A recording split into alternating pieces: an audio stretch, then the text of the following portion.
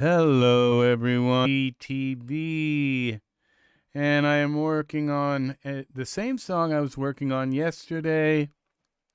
Yes, it's a long process. I was up until the wee hours of the morning. I got about 3 hours sleep, had to go for a premiere, and then today I've worked a little bit here and there, and now I'm back for, excuse me, another full session that I have to put in. This is why lately I've been opting for using songs that are pretty much already kind of self-contained, because when I go and make a song from scratch, it really takes a lot of time, and that's what this is. So I have put in a lot of what would you call it? I've put in a lot. Okay, I gotta fix my mic here so that the balance is even.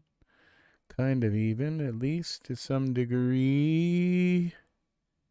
There we go. Okay, that's close enough. All right, now, okay. So this is what I've got so far. Now what I'm going to do is I'm going to insert a soft synth.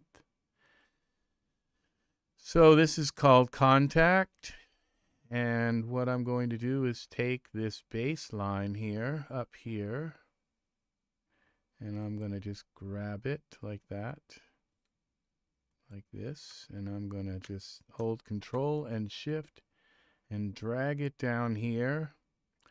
Now what I've done with this song is I put a bass line in it, and it's called a ballad bass, and it comes from Dimension Pro, which is a Cakewalk product from way back. You can't buy it anymore because Roland owns it, and they've decided not to, I guess Fender owns it, and they've decided not to make it available right now for whatever reasons. You would think they would do that just to make a little extra money.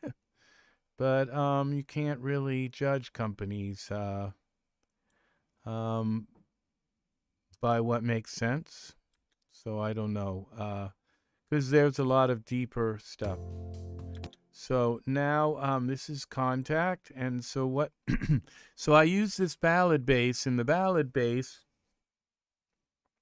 is like this sustaining bass that goes boom. So it like stays steady. It doesn't like go boom, boom, boom. It just goes ba, ba, ba. So it kind of just stays right steady.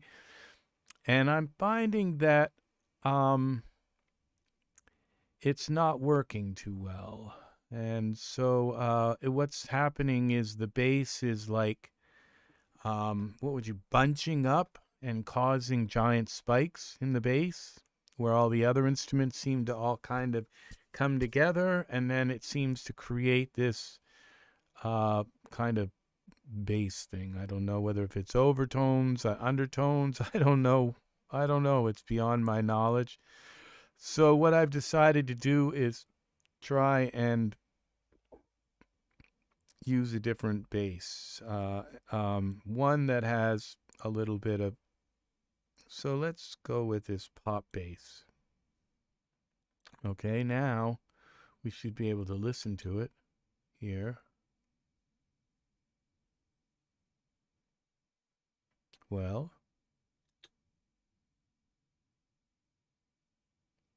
let's give this a channel 1. Here we go.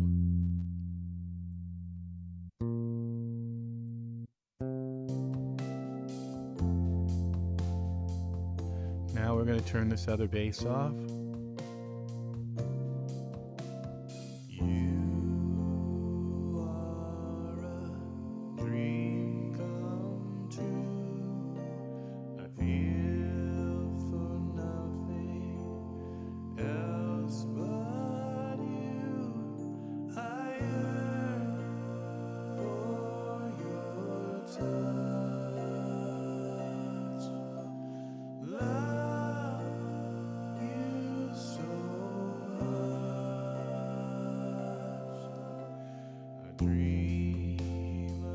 See this gigantic spike here? I can't figure this the crap out.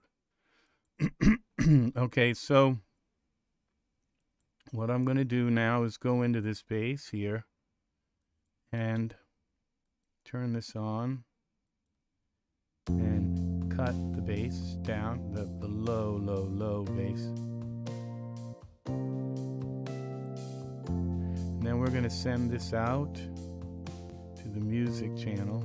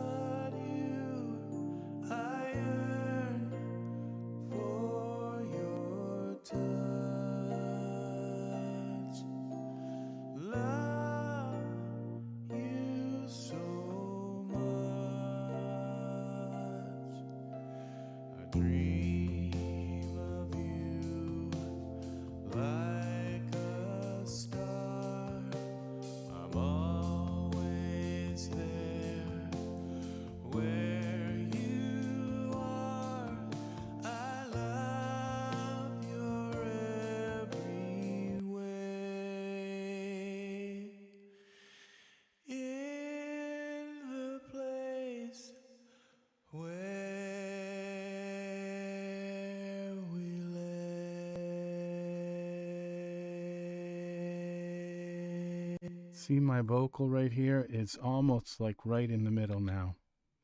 So it makes me wonder, I should take some of the bass out of my vocal, a little more bass out.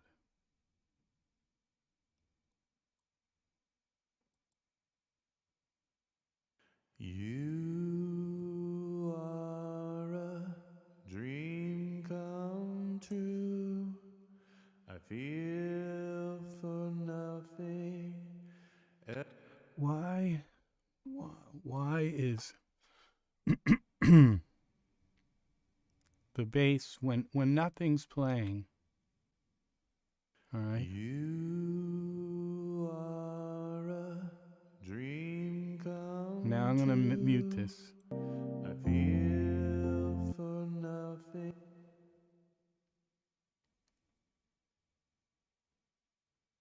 Well, you could still, just because there's silence doesn't mean you can't still. All right, let's take and listen to the EP here.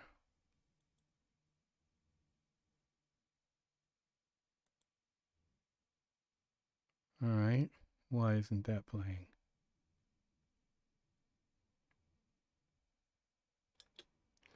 Okay, we're going to delete Ozone. We're going to simplify this.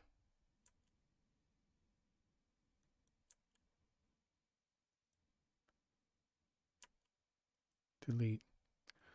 What did I just delete? Okay, I deleted the marker. Okay. Harmony. Vocal reverb. Okay, the oohs and ahs are muted.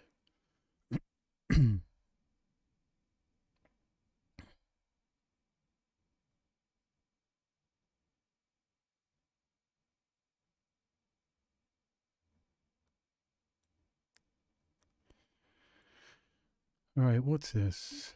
Found the best you possibly can. Select Pro product to learn how it can level up your music.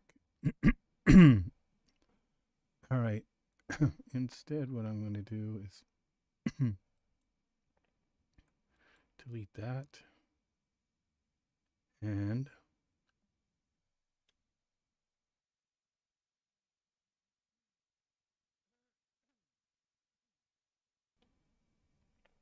excuse me. Now,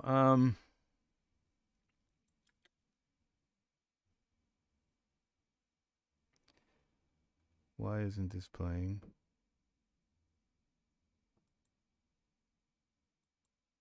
Okay, I've got something. Okay, I've got that muted. Nexus.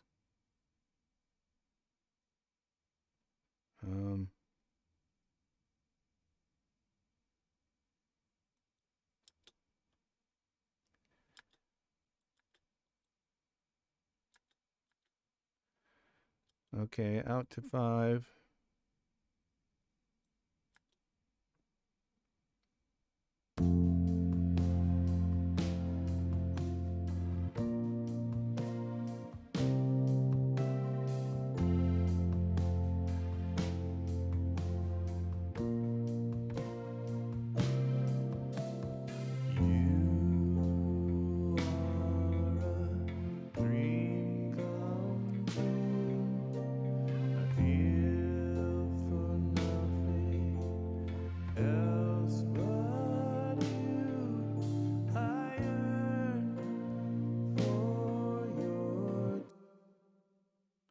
Okay, this doesn't seem to have, oh, that's that other, right, just for simplicity's sake, I'm going to delete this, yes.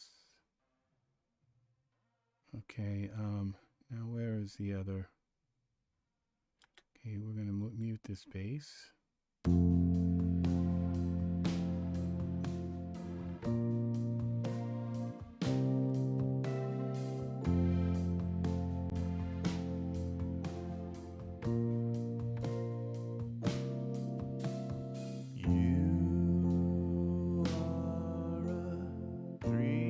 Okay, now I have another drum track here.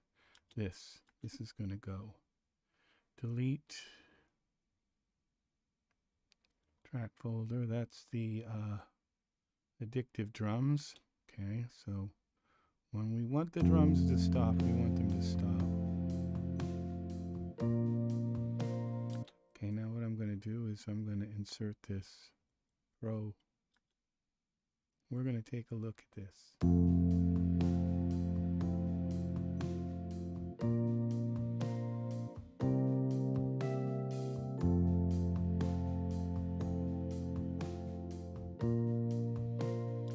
Okay, now this, I've decided this pad that I thought sounded so wonderful in the last, this pad here.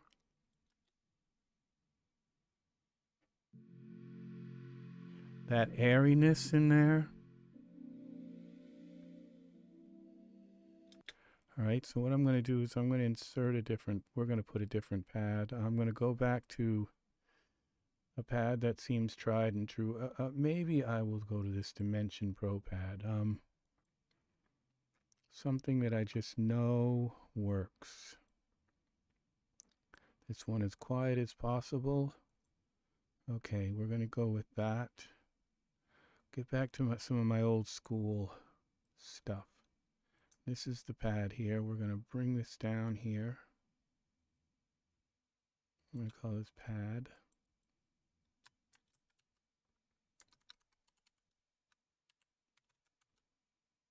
Pad. All right, and I'm just going to get rid of this pad. Delete track folder. Yep. Okay, it seemed like a good idea at the time, but let's see what this is now.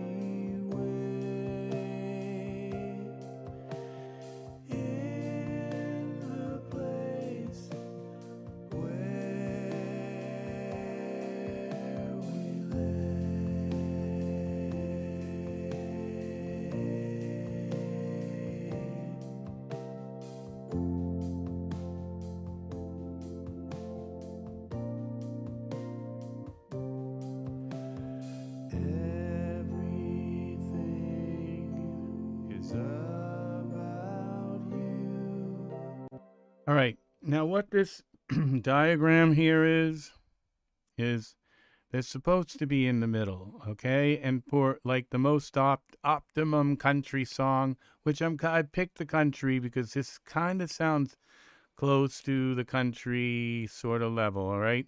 So the bass is supposed to be about in the middle, the mid range, the high mid highs, and the highs are supposed to be in the middle here, okay?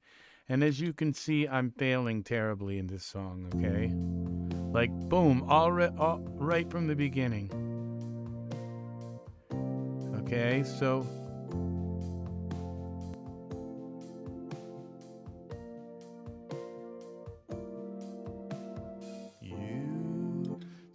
we've got a couple things. It's the drums.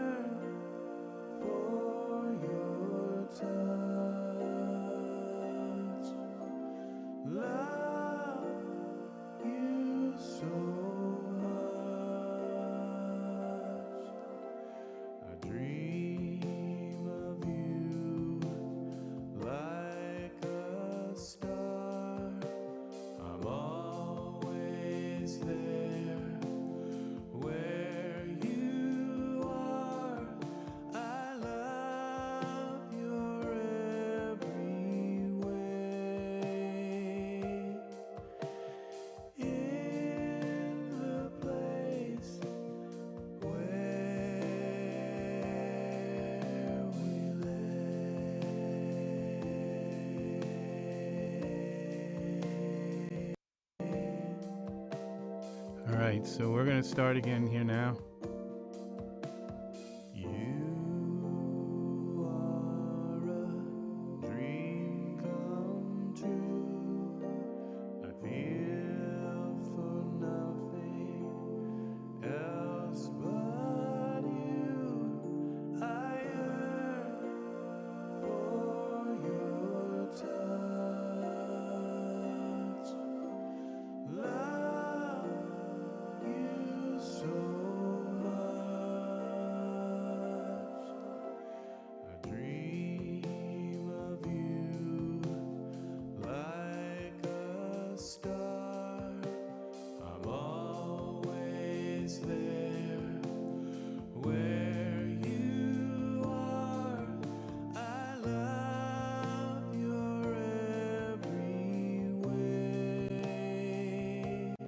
Okay. Now, what we're going to do with this bass, oh, we got to get rid of that, is we're going to get these to all be the same. It's around 64. So we go here to our thing here and go to this one. Okay. Line. Shift it to, okay, go to 64. Hold shift. Press down the left mouse key. Drag. We're going to make all those bass notes the same velocity. So they're not going to be popping in and out and different. So I can get some control over the overall sound.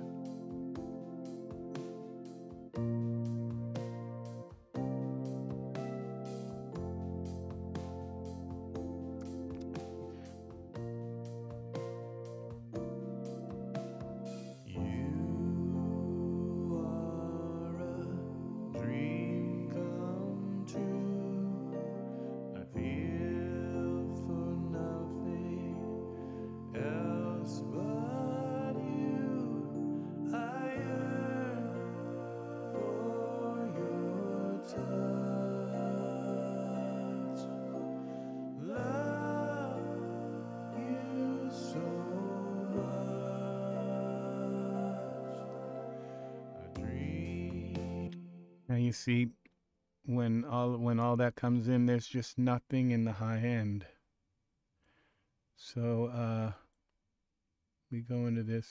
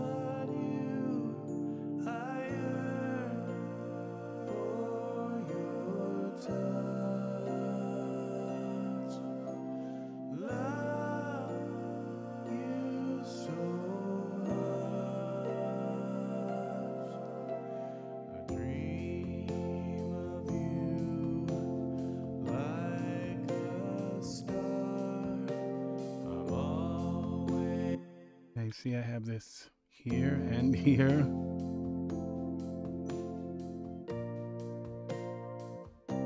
Let's just turn this off.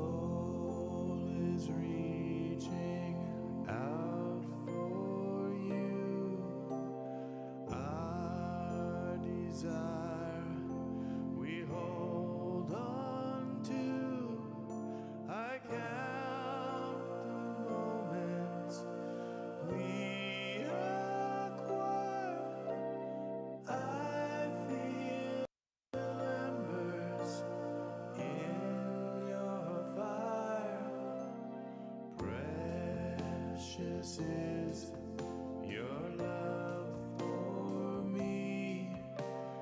You're my sweet reality. I will love you every day. My soul is reaching out for you.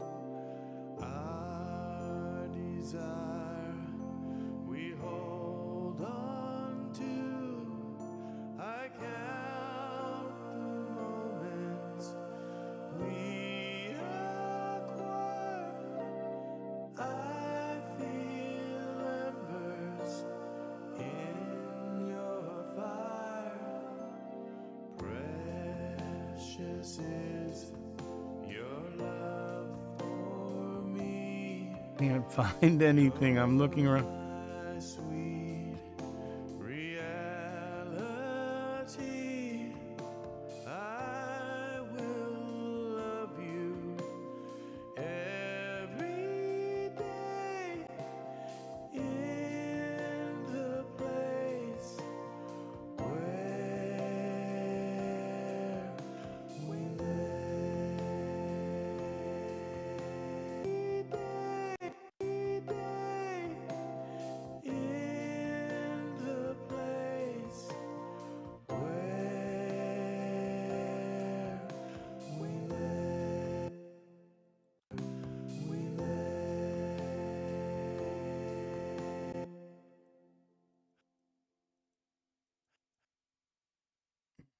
Yeah, we got to get rid of some of these breaths.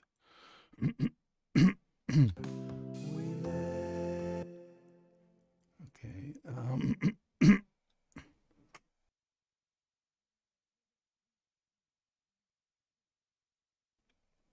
Okay. Every day. Every day. Which one is that? In the place where we live. Every day.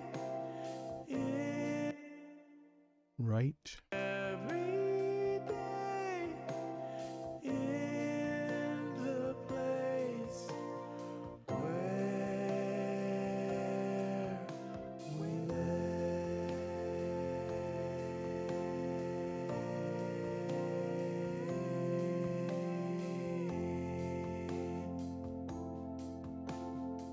Okay, now we go to read. Every day in the place where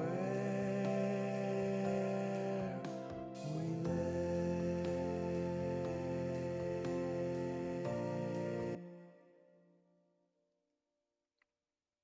Okay, I don't need you.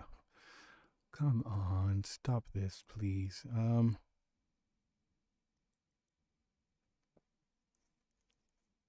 right. Where we live.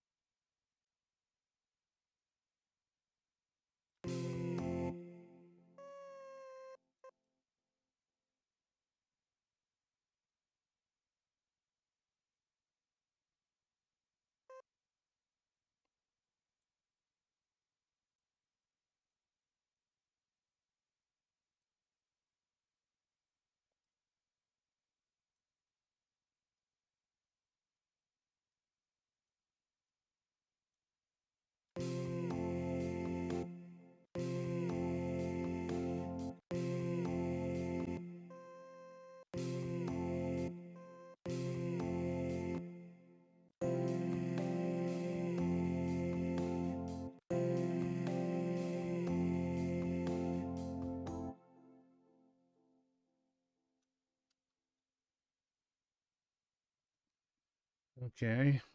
I don't feel like I'm getting anywhere with this song at all.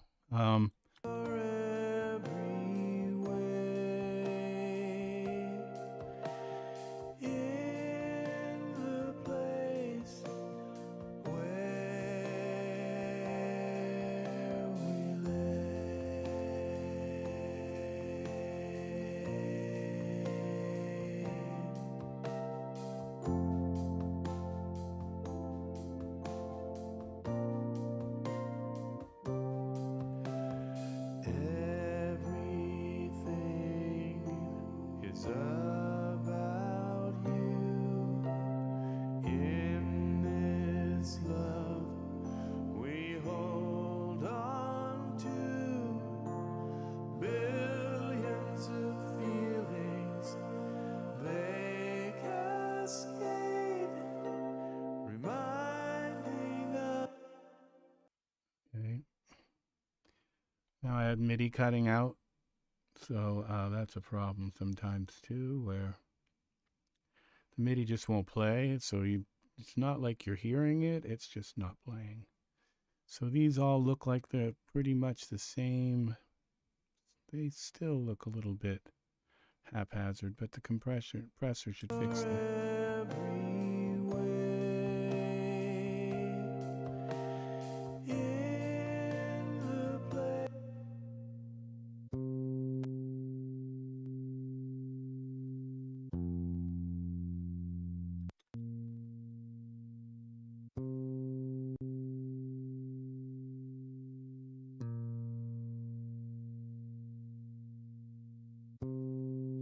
All right, I'm going to try a different bass.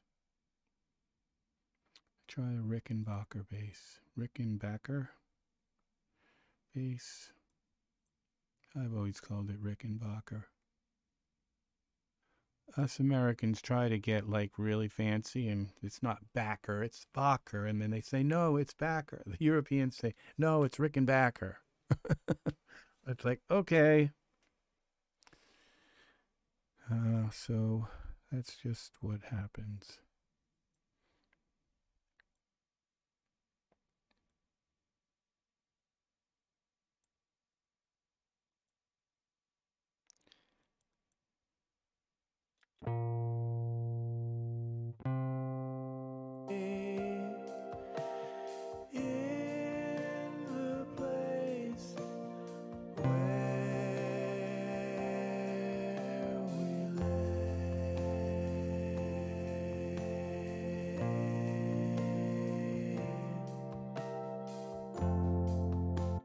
Okay, we're going to try another bass. Insert.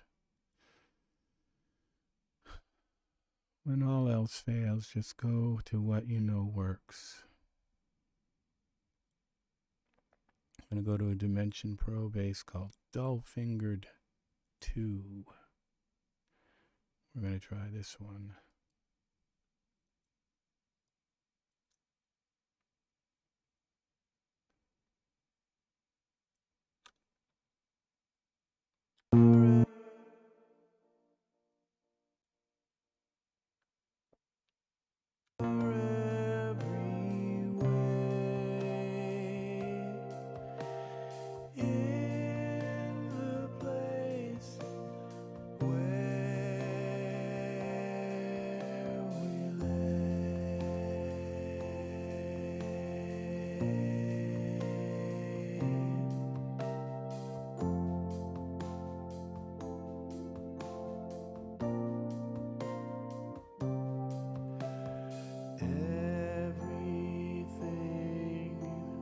About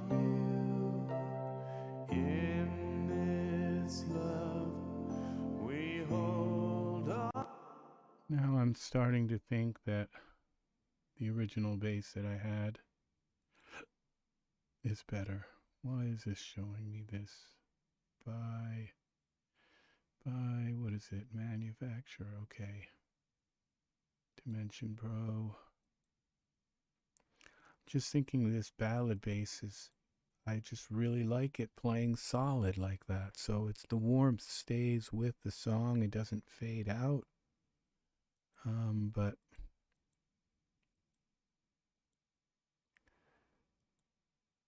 synth bass is, this ballad bass.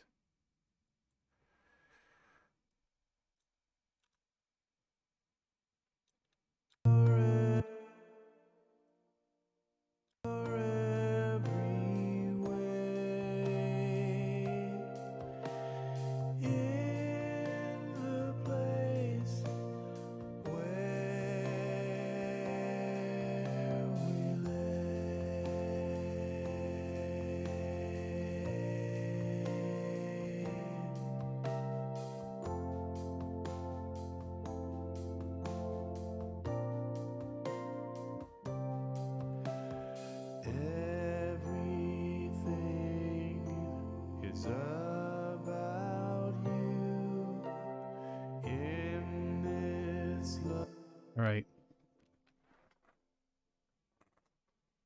Okay. Now, my pad has got a problem. What if... Is this the pad? I don't think it is. All right, this... Why has this got so many notes? Okay, it just looks like it does. Okay, so what I'm going to do is we're going to move this wind. This is C1, so we're going to move.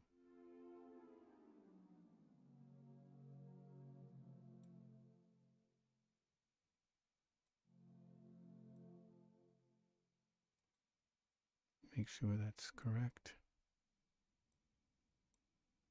No, it's not, because I don't have this on. Okay, select that. Okay, snap for me. Snap 2.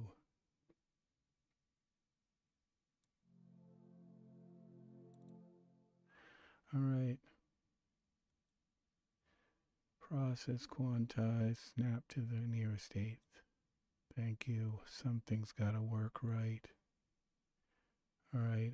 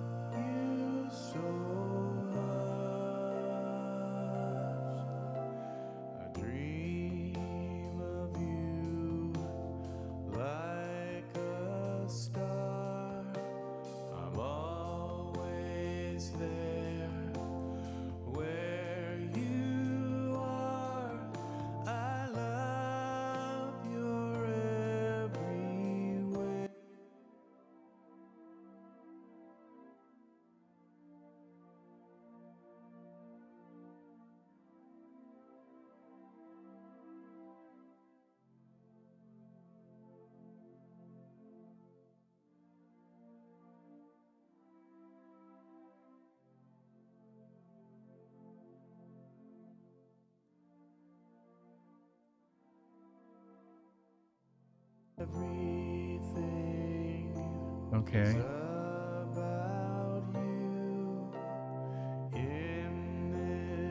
All right. Now, what I'm going to do is this electric piano.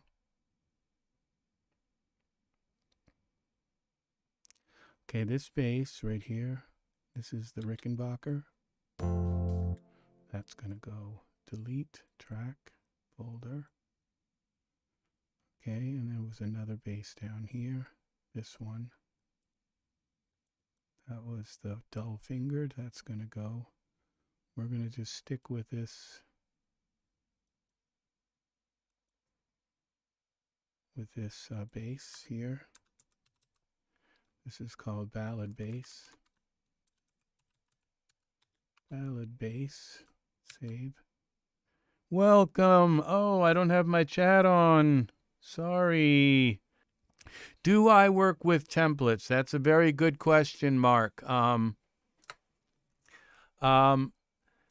Occasionally I have done that. Where I would pull up a template.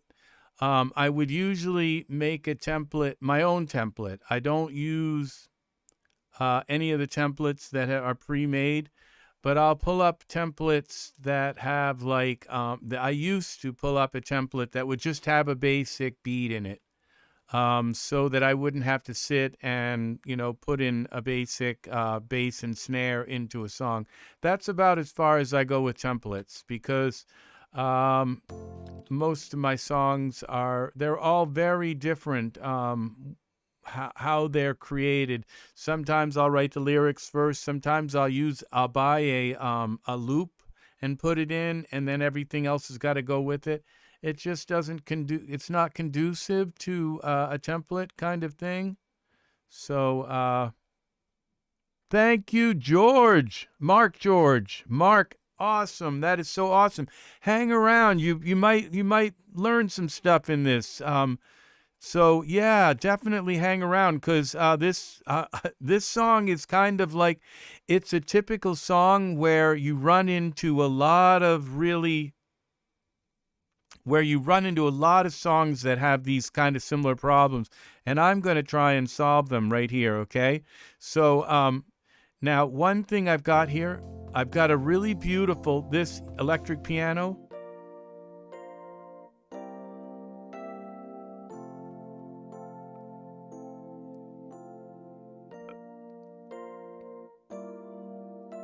And there's a few problems. I got a few chords that I did. They're not wrong, but they're not full chords, and they're not quite right either. So, so I've got to go in. But the thing is that this goes all the way through the song, okay? This.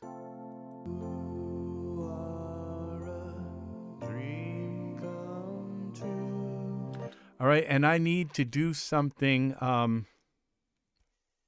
Because it's too monotonous, and so I'm thinking of substituting it with a real piano in certain spots. Okay.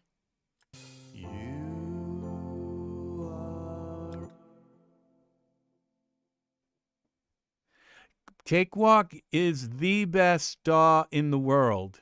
There's no doubt whatsoever, and I can tell you the same thing about Studio One and Reaper, okay? They don't have anything on Cakewalk. None of them do.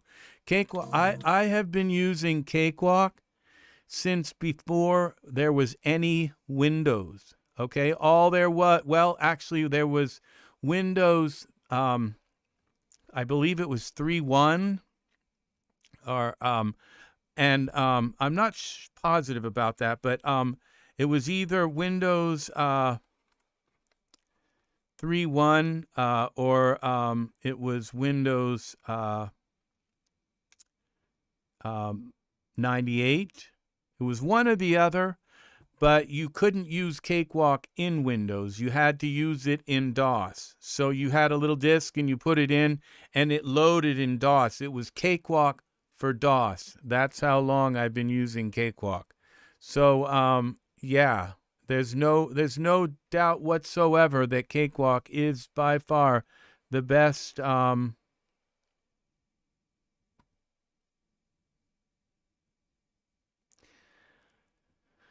I have to take this electric piano and switch it now, so it may be to a real piano in spots, okay?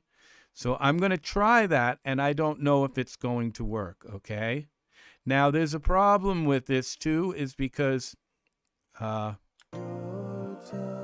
notice how these are not lined right up. Very good, Nikki. Thank you for the attempt that you have made on trying to make my song into a remix. I do appreciate that very much, very, very much. And I don't want to discourage you either.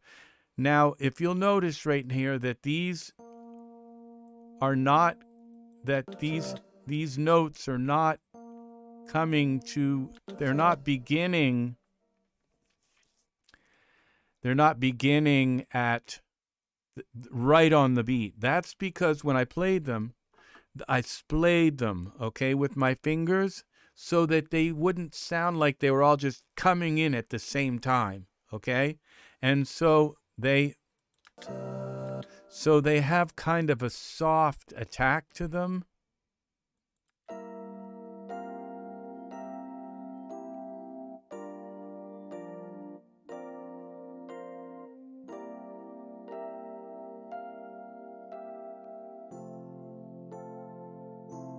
See here?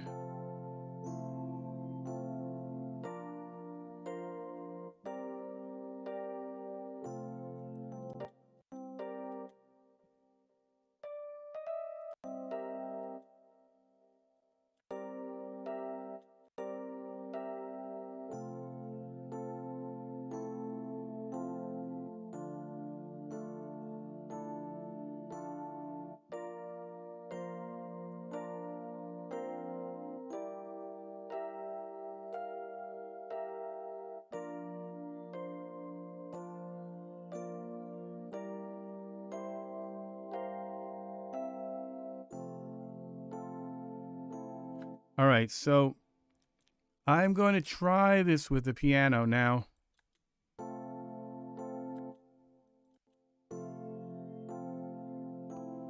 Now, I don't know if it's going to work, okay? So what I'm going to do is insert a soft synth, and we're going to start with a Dimension Pro piano.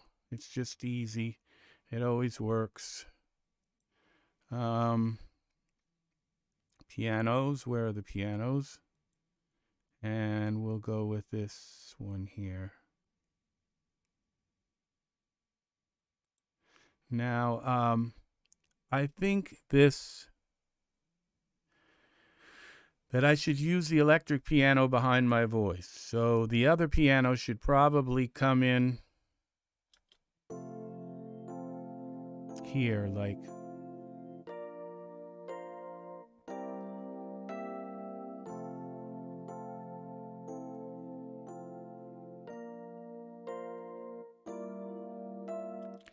All right, so, okay, I'm going to go here to the split tool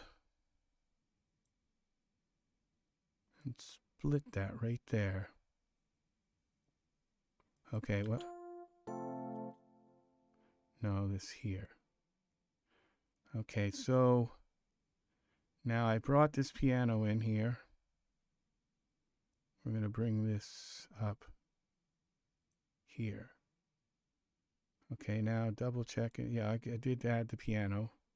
So now let's see what happens when we put this as a piano here. Edit, undo.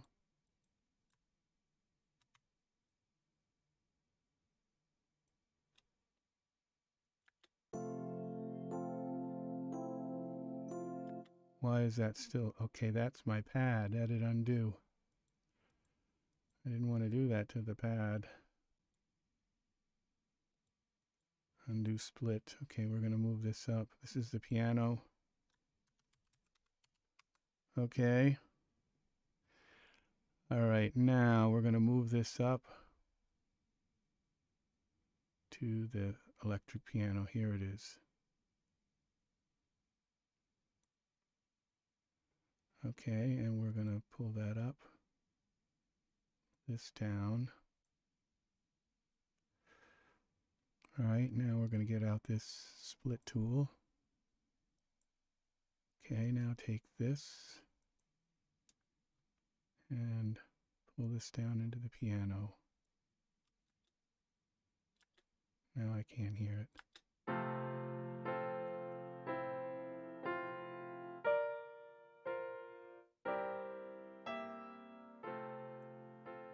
Now let's.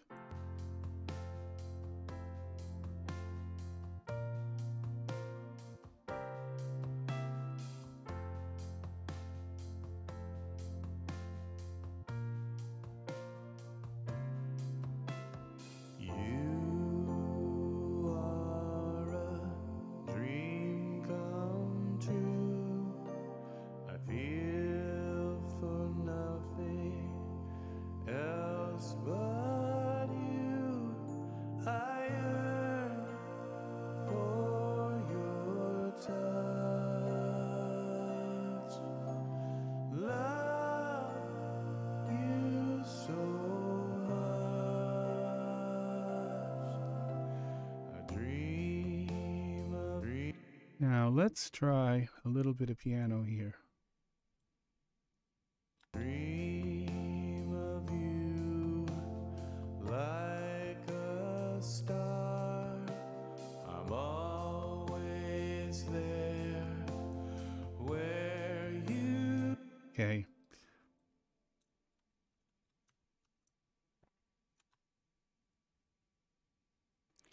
Why didn't you work? Edit, undo.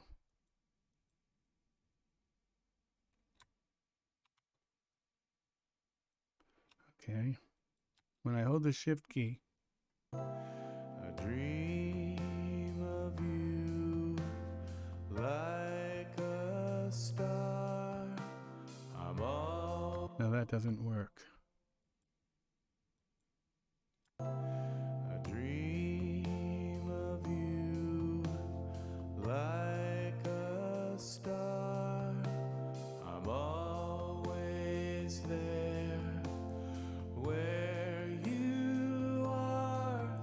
I love your every way. In the place where we lay. Now let's try this here.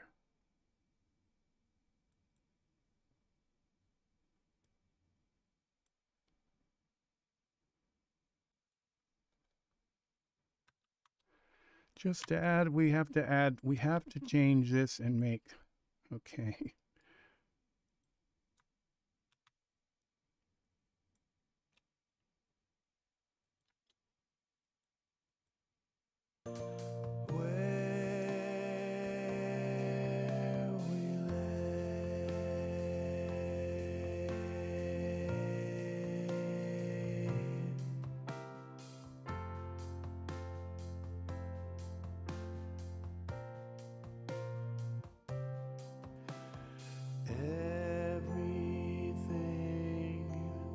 About you.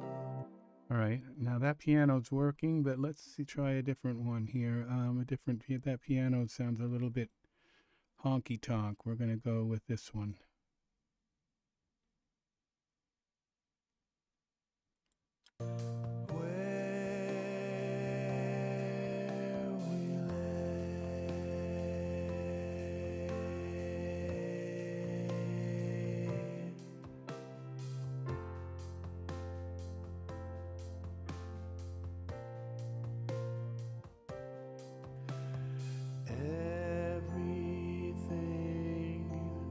About you in this love we hold on. Okay, so we're going to do the same thing here.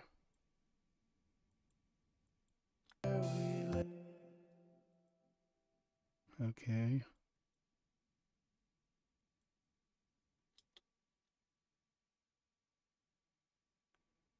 Come back, Cakewalk.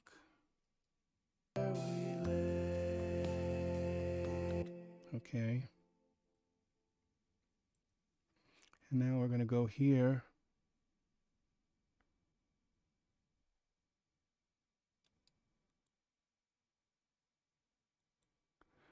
Here. And then we're going to go here and bring this down here. This is the solo.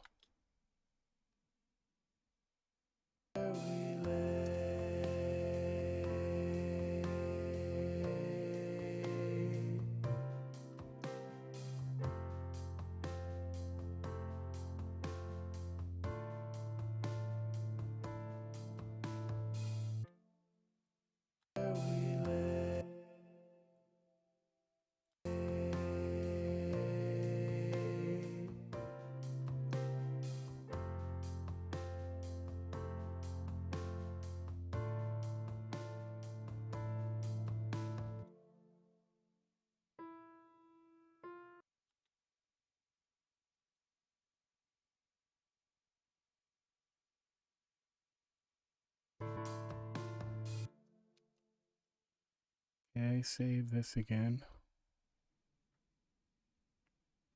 This is where I've got the problem with the chords.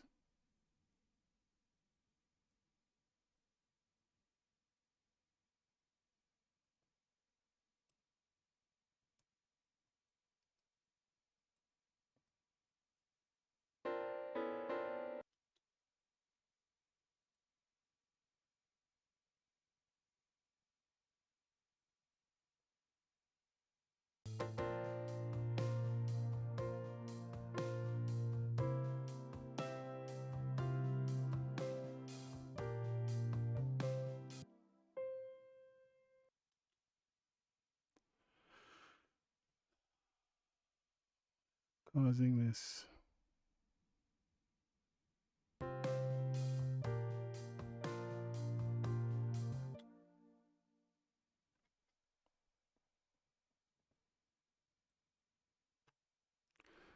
Okay, we're going to go here. We're going to put in some new chords.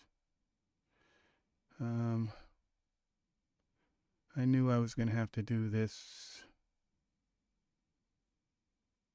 way back when I first put this all in. External, oxygen, channel 1.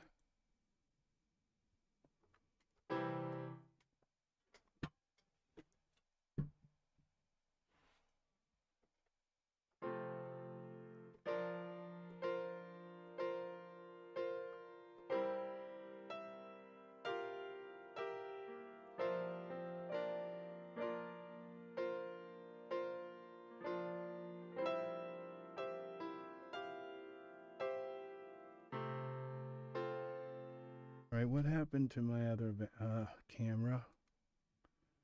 It's overhead cam off. Why is my overhead cam off?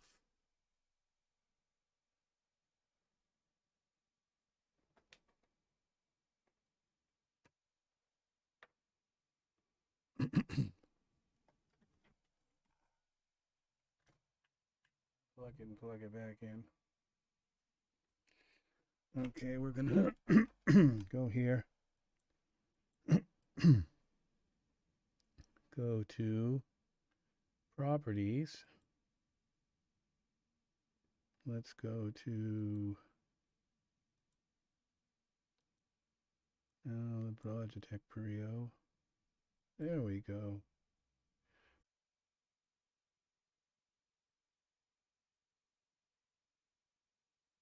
Okay, we're going to just delete these and put these back in.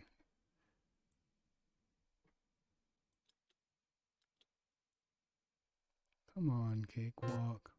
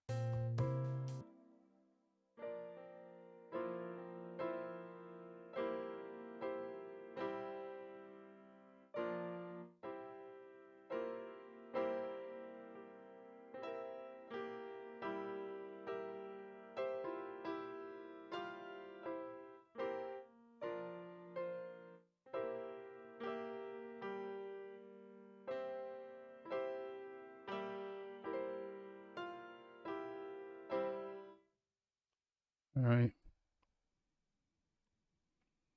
Don't care for this either. All right, we're going to start from here.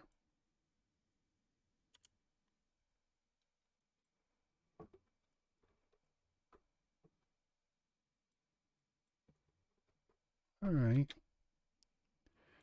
Now we're not getting anything through.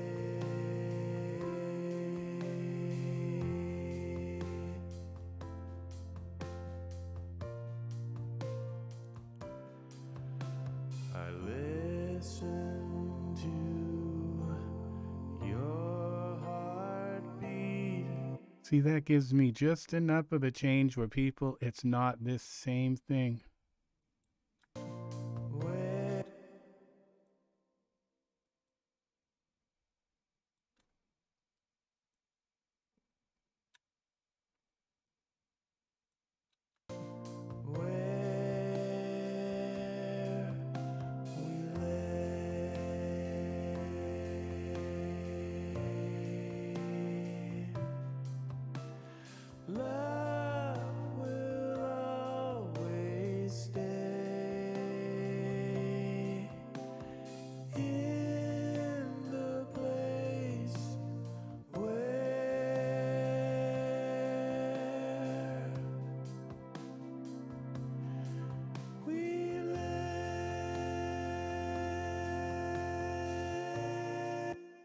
And I think it's going to go here.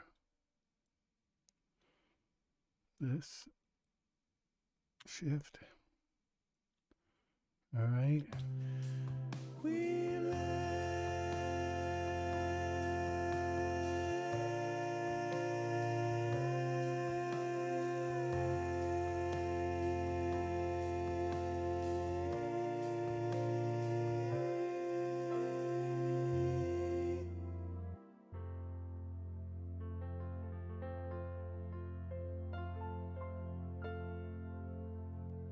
There, and I like it better with the piano because at the end too, because the other one was a little too bell-like and just didn't quite have the same state. Not receiving enough video. What is up?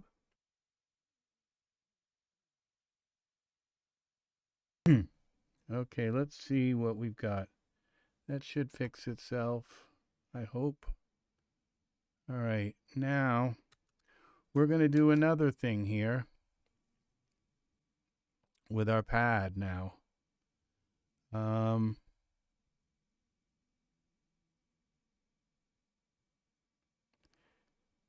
this other pad, I think I have another pad. I don't think I deleted that pad. No, I didn't.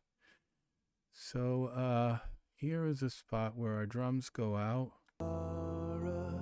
Dream come true. I feel for nothing else but you. I yearn for your touch. Thank you very much, Mark. I appreciate that. Thank you very much for the comment. I was wondering, it said somebody was still here, and I was wondering, okay. I'm wondering about this.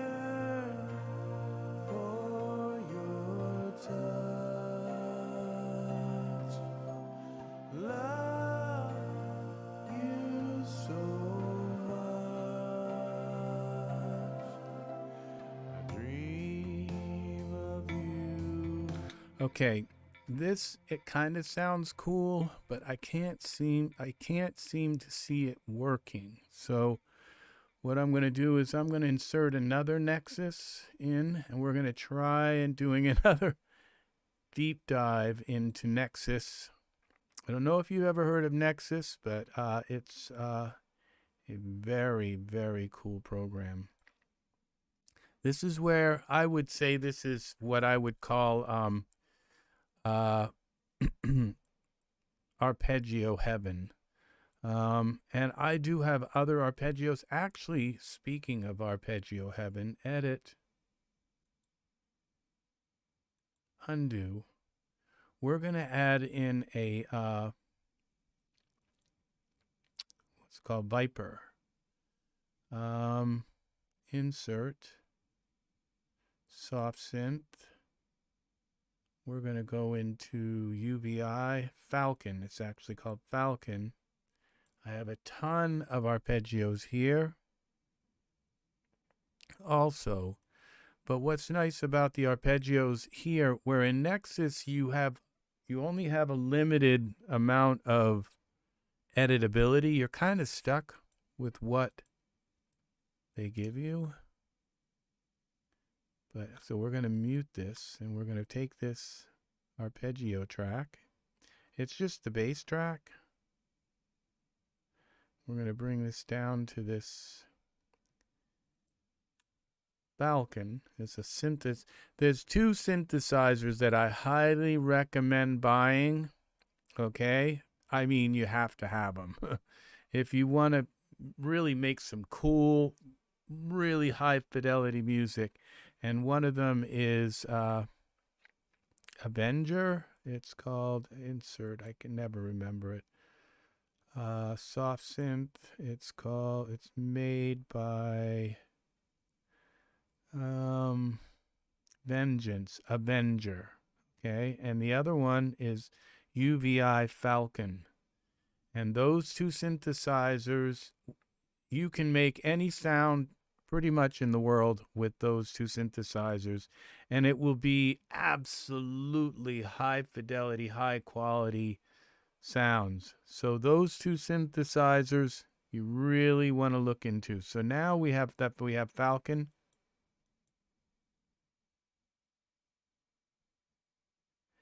Awesome, Mark. Well, I will tell you, the Nexus is great, but Falcon is made by the same. You probably know that. Not Falcon.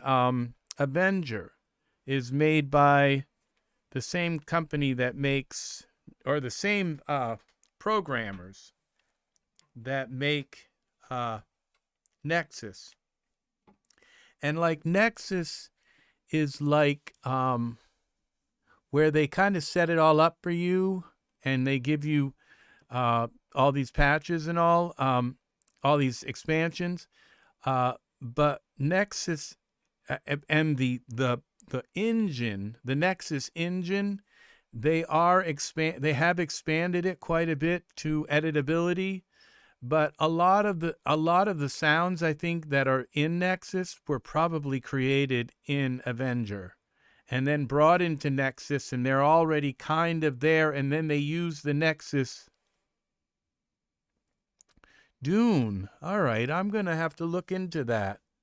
Synapse Dune. I'm going to write that down right now. Let's put this over here up.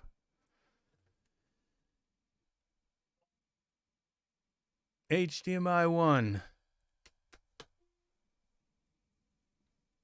Okay. Let's see. Synapse Dune. I bring it up there and it still opens it down here. Oh, Synapse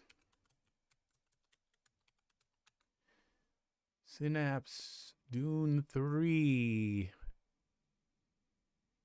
Yeah, let's see what we got here. Demo sounds. Oh, that is okay. Is this an actual synth, or is it a soft synth? Now in full HD, Dune 3 builds on awarded synthesizer, frequently adding requested features in to create the best Dune experience. Comes with many new patches. Download the demo. Okay, so it is a soft synth. It looks pretty cool. I'll have to look into it. I can't really say. It looks like it's got a wavetable editor. I would look into both Avenger and Falcon. Okay. So all right. So now here in Falcon, and to get the basic synth, because it's like with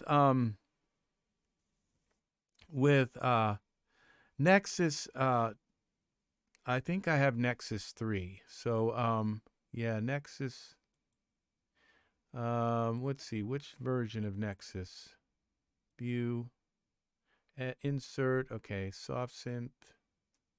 I think I have Nexus 3. I think it's Nexus 3.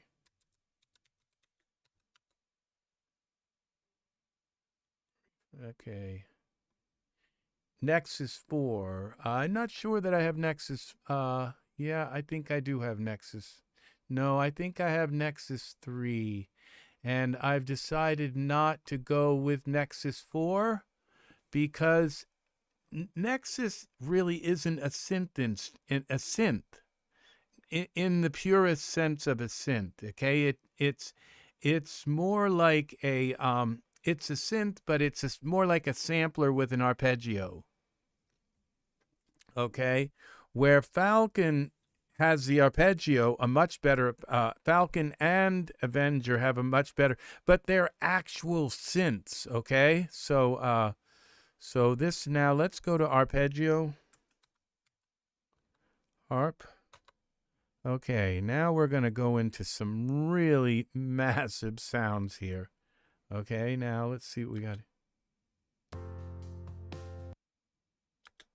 Okay, I've got to, this is Falcon. We've got to put it on channel 1. And I don't think, okay. Yikes.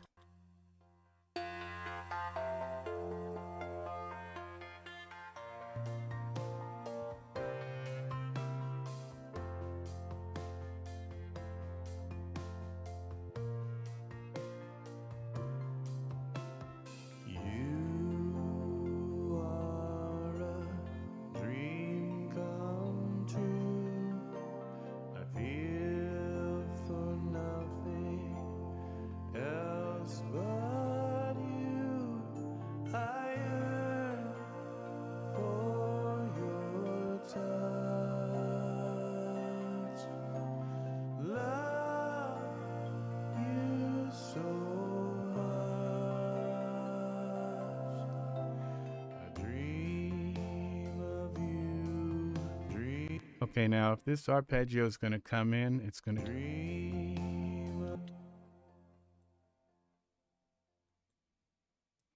We're going to have, mute that. Dream of you like a star. I'm always there where you are. I love your every way. In the place where we lay.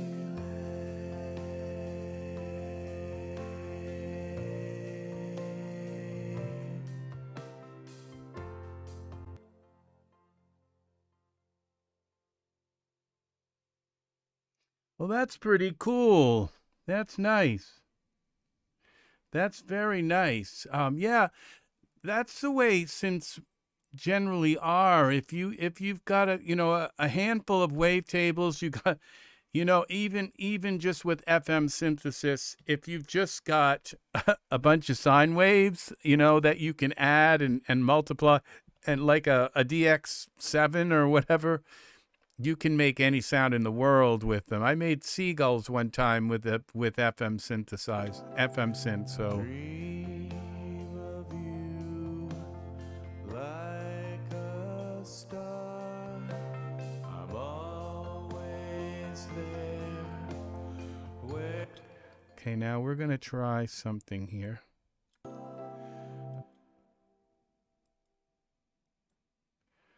We're going to try to take and bring... We're going to bring this arpeggio, this stuff up an octave.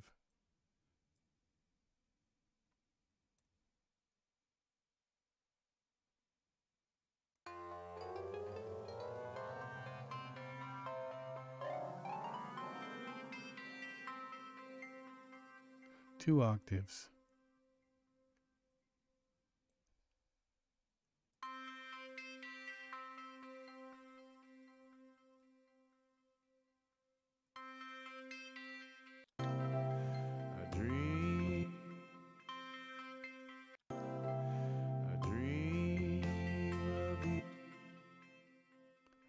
All right, what have I done wrong here?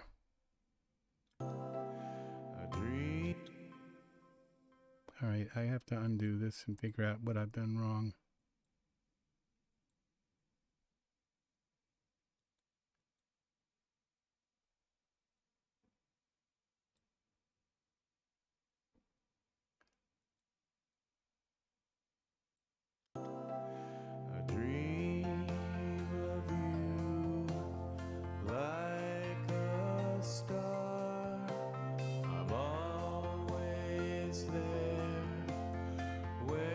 Okay, this is not a C, it's a, I think it's a G. Yeah.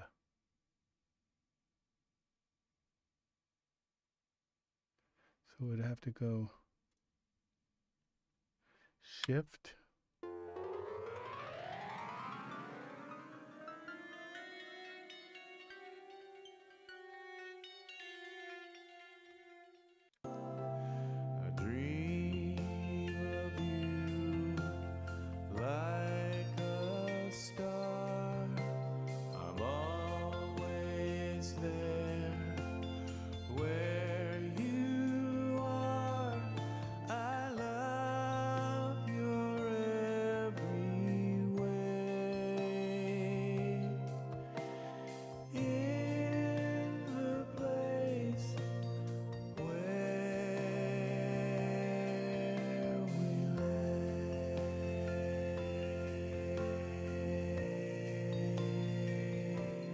All right, I think I'm going to just have this come in during the piano part.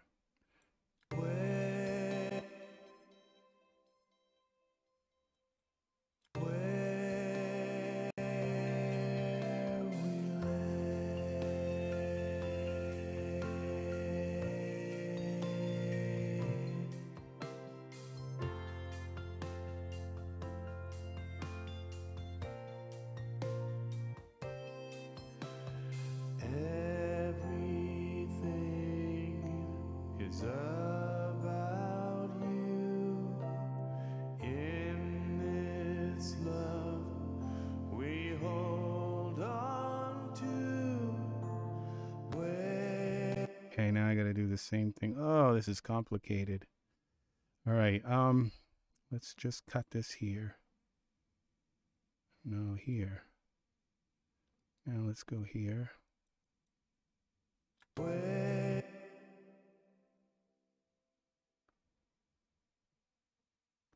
All right, let's unmute. That's our piano roll.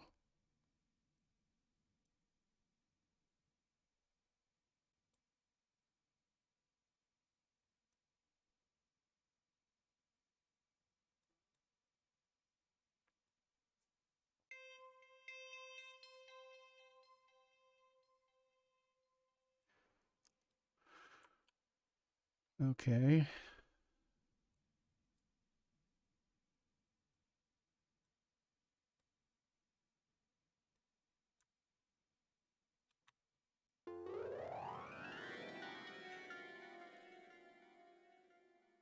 About you in this love. Okay, I don't know why it didn't. Okay, where we lay.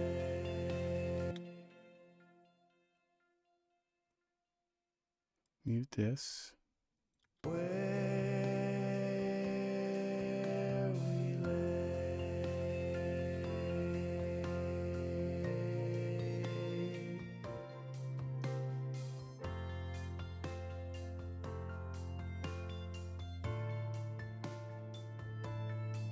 Going to be a guitar lead here. Okay, now there's something wrong with my piano here.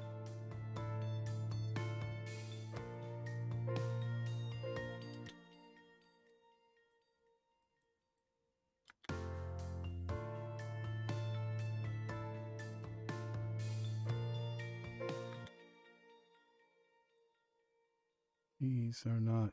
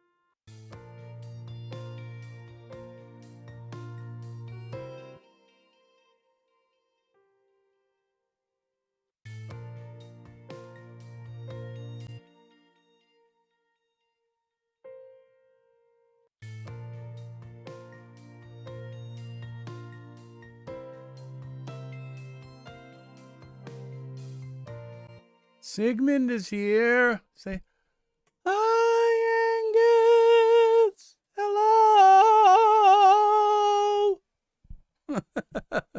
Sigmund is still here. He's watching. He's watching very attentively. So, yeah, he doesn't want to miss anything. Yeah, yesterday he got in trouble for getting into my credit card, and he went and bought all kinds of stuff on Amazon. Well, he bought some stuff on Amazon, and I had to kind of tell him, you know, Sigmund, you can't just do that, you know? So, but he's been forgiven. So we have to, yep.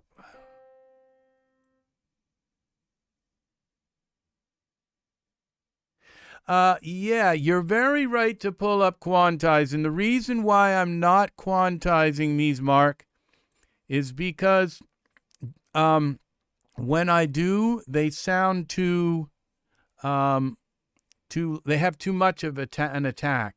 And when I let them splay a little bit, okay, it softens them, okay? And I don't always do that, but when, right.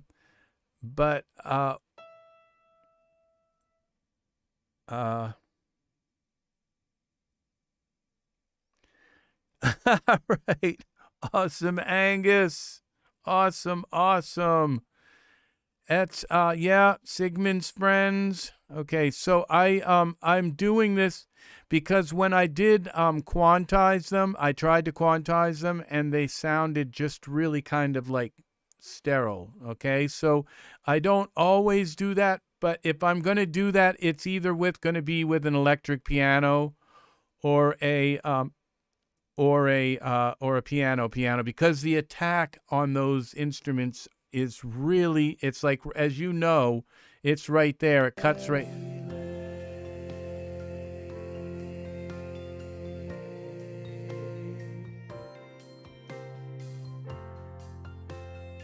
But it does require me to go in here, and like this right here is just a little way too much. So I have to go in and just make sure that I'm not too liberal with them. Yeah, I had to go in and do these all pretty much. And like the lower ones, you can kind of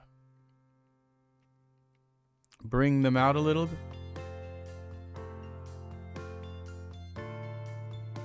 See, you can just tell by like this one right here. It's just really very, it's too even.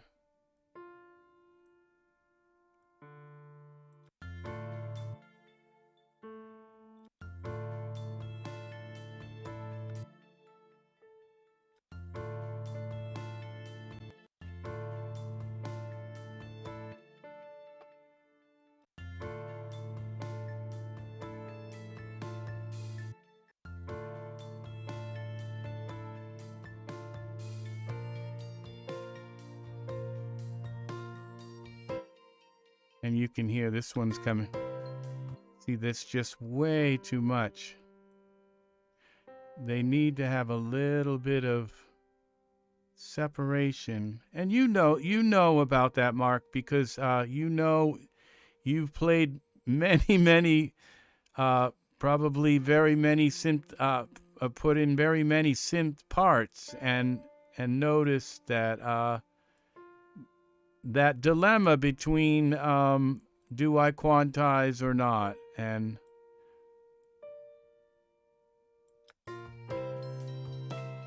see, we got a little bit here.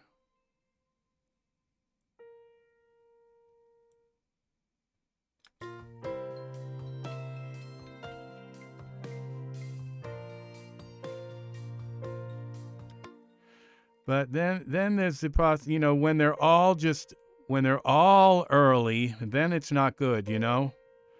It's better that they be on than all early or late, okay?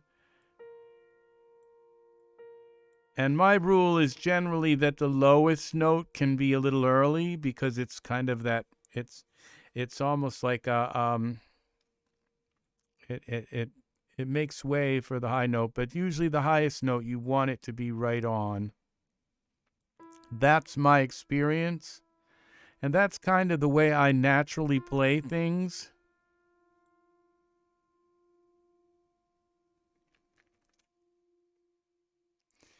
So yeah, you know what I mean. Anybody who plays piano knows about splayed notes, and that's what I call them. I think there's probably a more professional term for it, but I call them splayed, where they just don't all come in at the same time. And I may have to go through and really kind of work with these. Like this one should be here. And this one should be out here a little bit.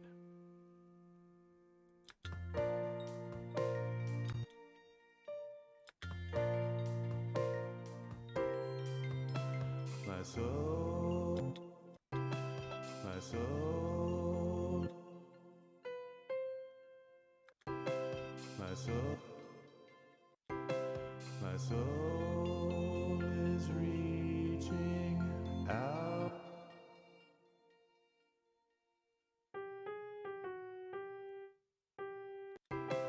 My soul is reaching out for you.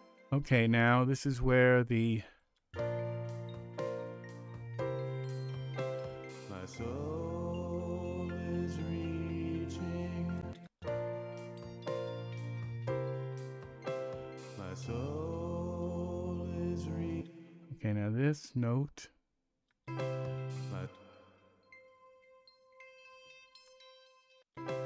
My soul is reaching out for you.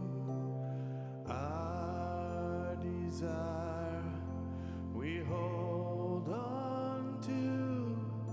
I count the moments we acquire. I feel embers in your fire. Precious is your love for me. You're my sweet reality. I will love you every day in the place where we lay.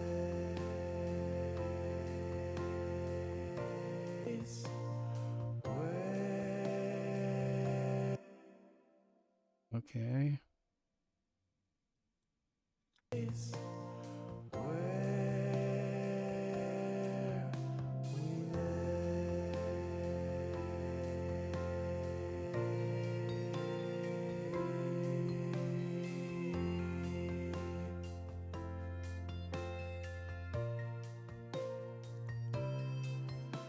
I listen to your heartbeat. You're my refuge, my where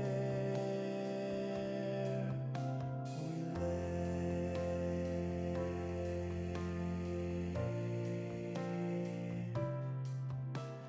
Love will always stay in the place we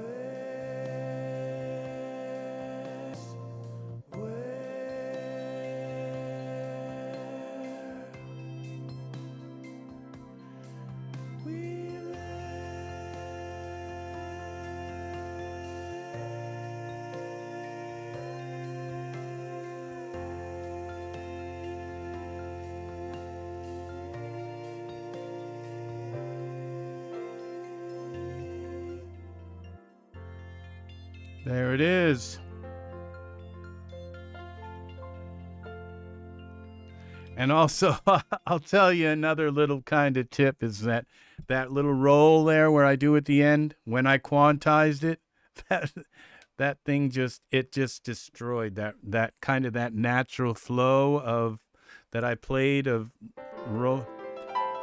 kind of rolling up like that. It just destroyed it. So rather than try and you know about rolls too, about trying to edit them and that, and what are those other things like the harp, you know, when you do the harp thing where you go with the harp and trying to edit those. It's like, now is this a dotted third? Or it's like, my brain just says, no, just leave it and edit the very little notes until they sound right and leave them.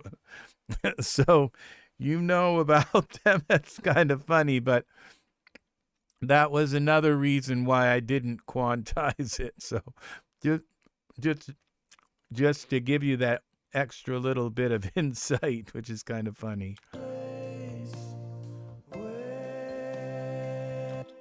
All right, I'm going to leave that in there.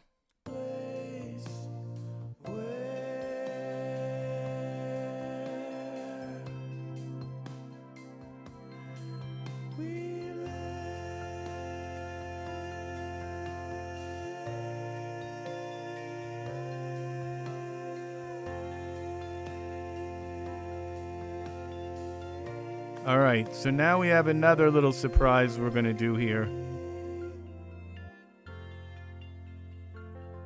Is that what that's called? A gliss, yes, a gliss.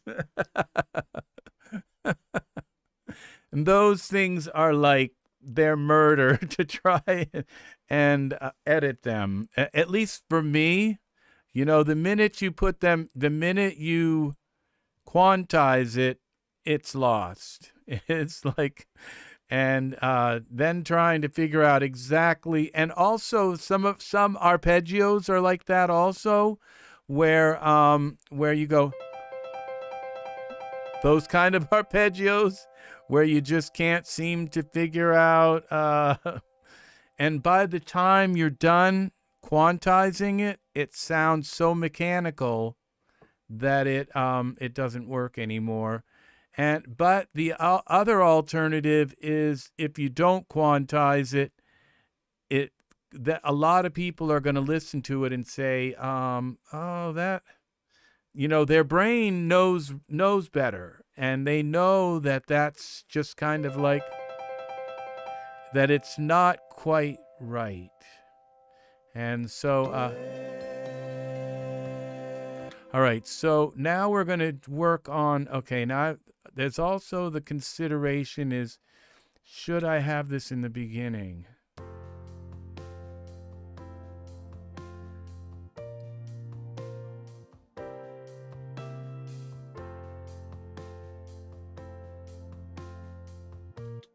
All right, so this, right click. Thinking maybe the low one.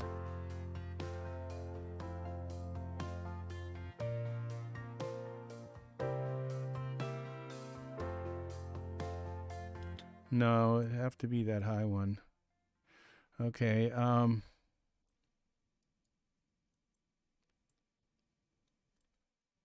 so we go like this, shift.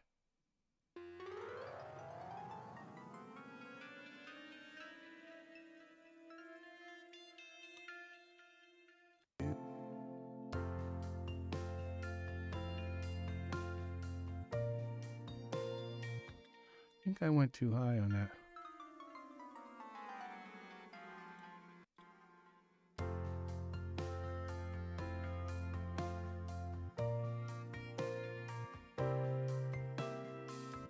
No, that was the high.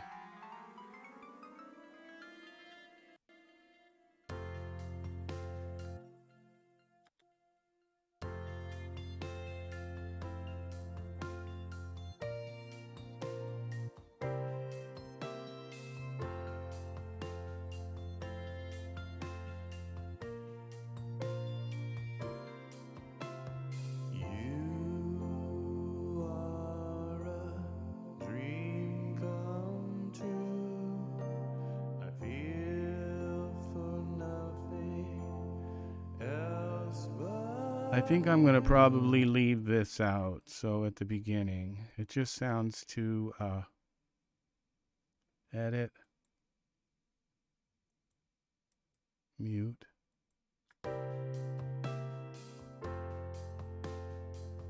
Okay, so now we're going to mess with another thing here. Now I'm looking at my pad. And see, I want to have these shifts in the song because I'm worried about sameness, okay? About there being too much. Now I have to look, and did I see? Yes, see this is a pad, and right now here, this pad, we're going to go here to this line thing, and then hold shift, drag across, and I'm going to drag all of those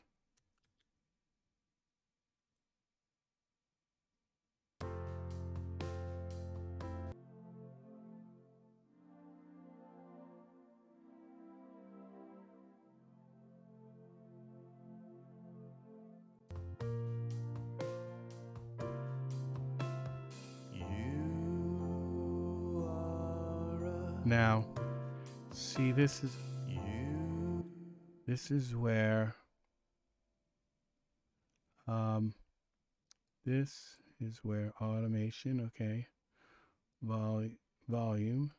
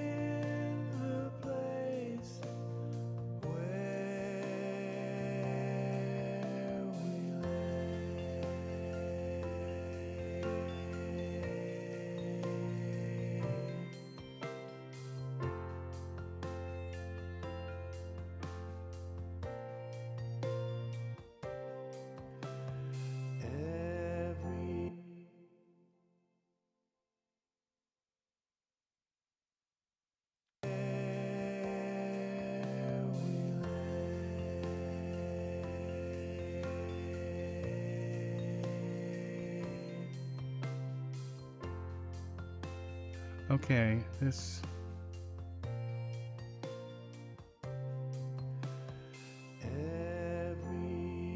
Okay, now.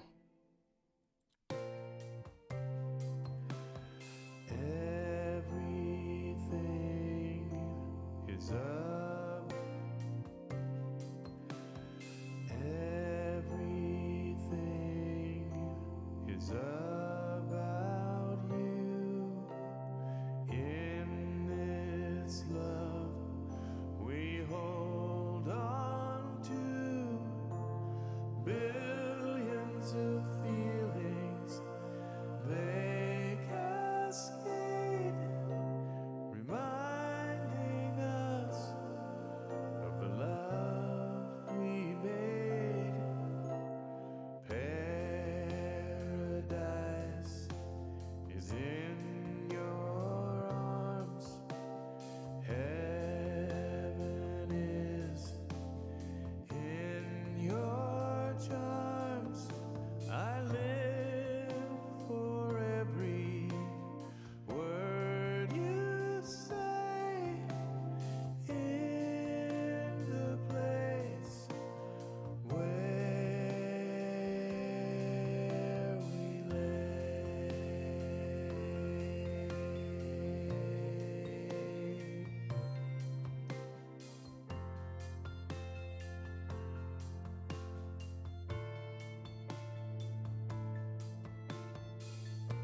There's going to be a lead guitar, kind of a clean lead there, but a little bit on the low end. Down, down, down, down, down, down, down, down, down, down. Like, I don't know. I'm not sure exactly.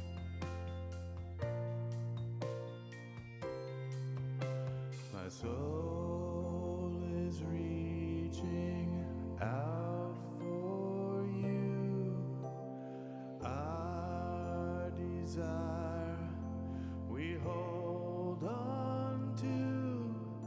I count the moments we acquire. I feel embers in your fire. Precious is your love for me. You're my sweet reality. I will love you every day in the place where we lay.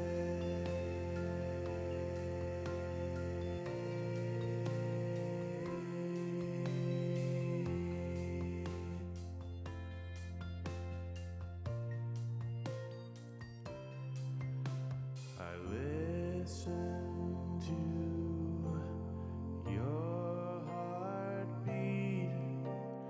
You're my refuge, my retreat. Thousands of lifetimes we behold in this moment.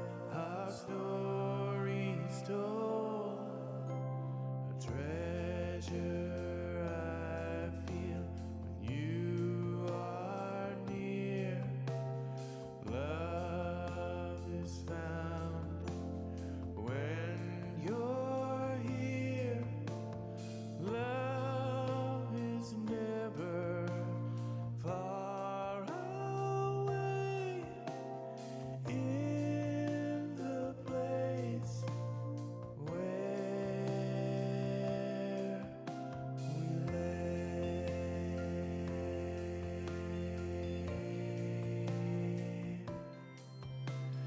Love will always stay in the place where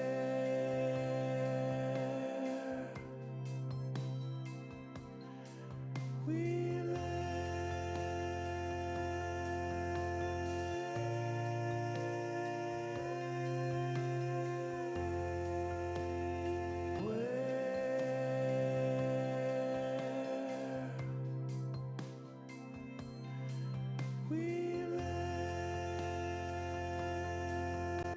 I don't know if I. Love will always stay in the place where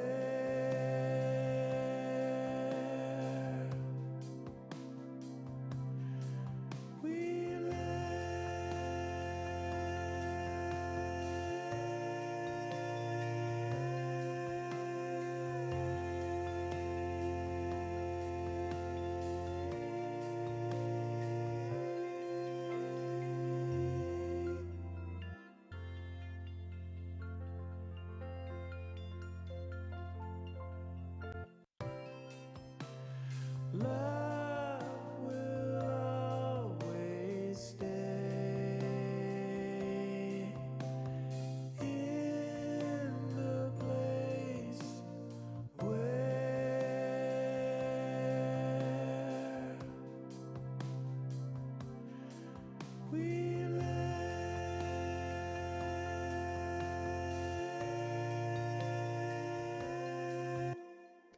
I'm not sure. I am so divided over whether to leave this in here or not.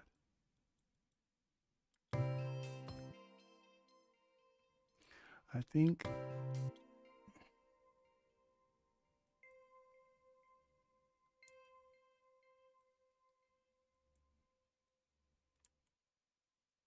these can just go. Always stay in the place where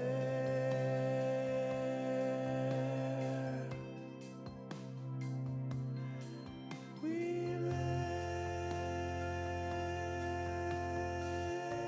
I think I'm going to leave it in because that silence when I stop singing is just too much. And I also, I like the way it comes in there because it gives it some kind of more of a texture there when I go where, and because it's just when I hit that note, it's kind of like thin a little bit. And it gives it a little bit more, it carries that note a little better. So I guess we don't really even need these events in here. Broken events. If I have to, I can add them back, but I'm not going to be using them in those slots, so we might as well just tidy up the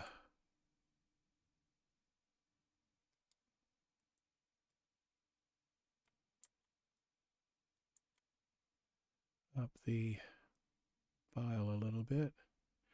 I'm going to leave that just in case I decide to use it at the beginning, but I don't think I'm going to. I'm quite sure I'm not.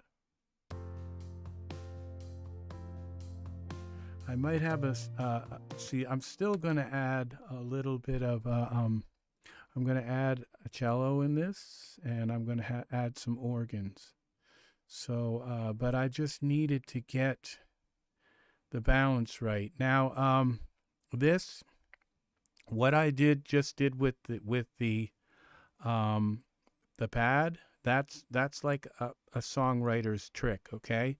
That whenever the vocals come in, you have to have a hush, okay? So you are a dream come true.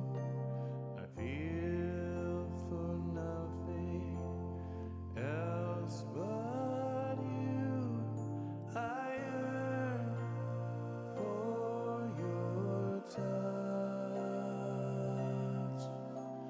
Love you so much.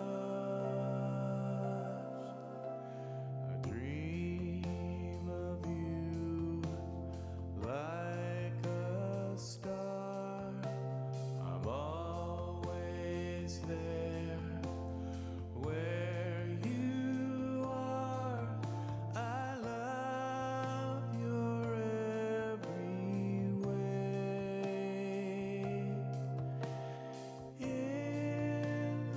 All right, now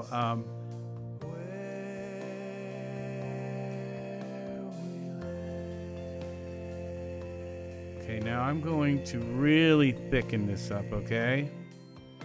So, all right, what we're going to do is insert soft synth. I think I might have done that already, but no, I didn't. Okay, I'm going to insert soft synth, and I'm going to go with this UVI. They're the same people that make Falcon. And I'm going to put in Fairlight synth, one of those old school Fairlights. And that's down here in the synth anthology, so sorted machines, and Fairlight here. And we're going to use this ominous pad. And then I'm going to click here. And I'm only going to add this in a few spots. But it's at the crescendo of the song. So C, import, oxygen. Okay, we want that on Omni, channel 1. Okay, we're going to put this in record.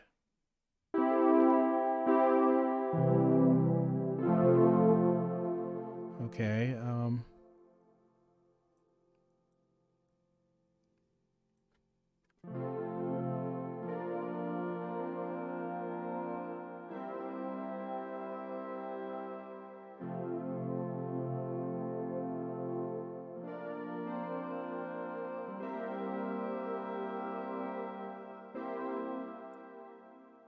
okay, why isn't my hand cam working? It's frozen. Okay, let's go to properties. My hand cam went kaput.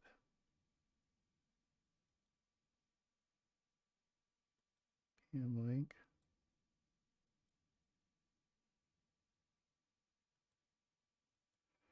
Okay, I'm not sure what's up with my hand cam.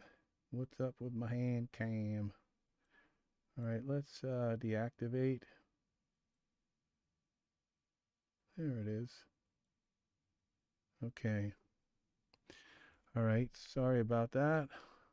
Now, I'm only going to add these in certain spots. And what I can do, I know which spots they are going to be. So I'm going to just borrow this whole track, this whole add.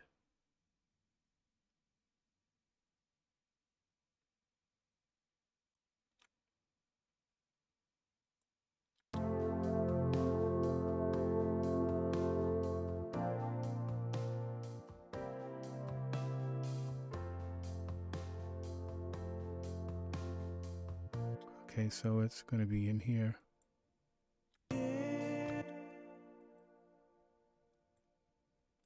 Mute this.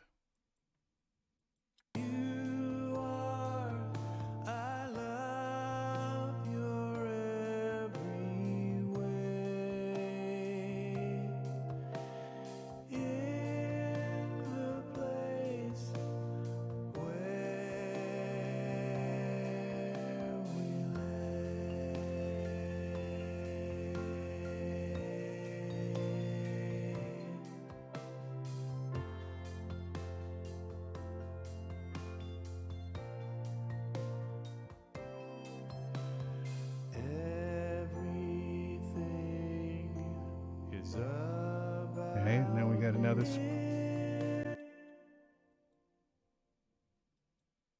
mute, mute, unmute.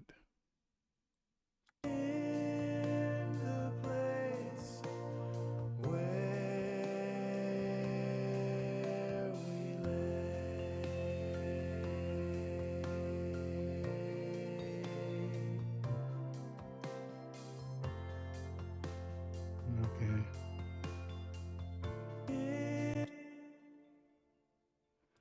Unmute. Mute.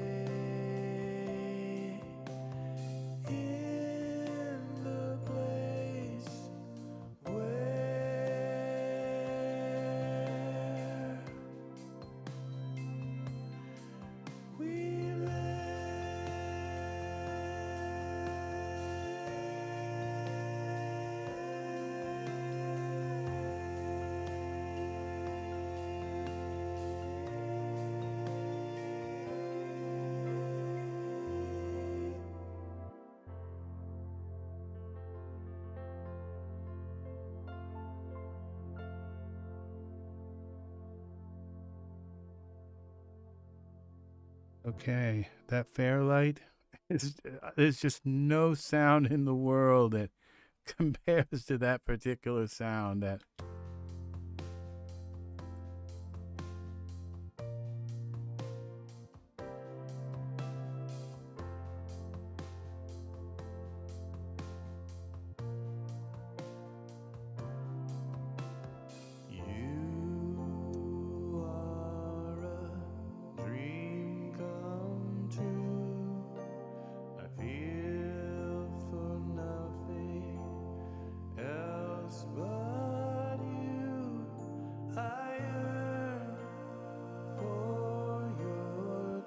okay.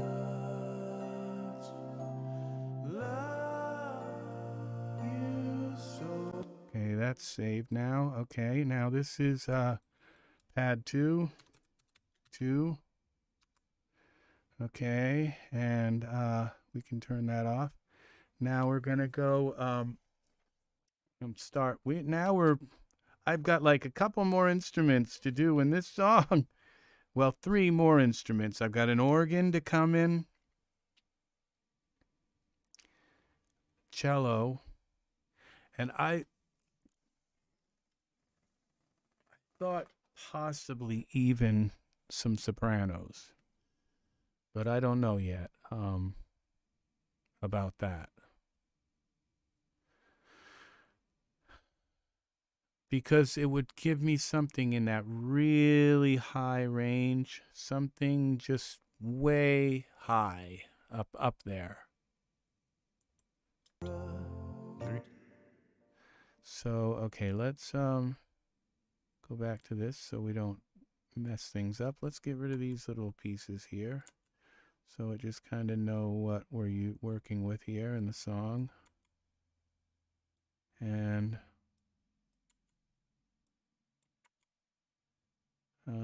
here, okay. So that's our Fairlight. Save it again.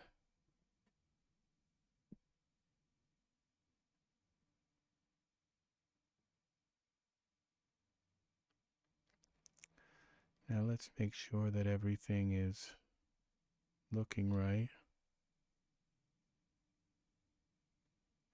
And you see also when you hush the vocals in that area, when you hush them, they fit down into the music better, okay? And so they're not just sitting on top of the music, making the music so much louder.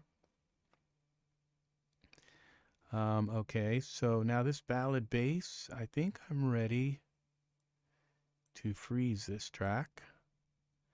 And I think I'm ready to freeze a bunch of tracks in here. So I think they're ready. This pad here is ready to get frozen. Now this is the Dimension Pro. One is called As Quiet as Possible. Okay, this is my Fairlight. I think those Fairlights when they came out were like $40,000 way back in the 60s. So, or 70s, somewhere in around there.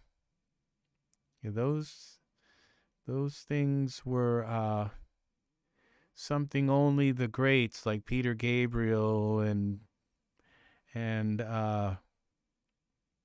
Bill Collins had access to, you know, and Peter Gabriel, and yeah, I think I said him. Yeah, so but now you can just buy them from UVI.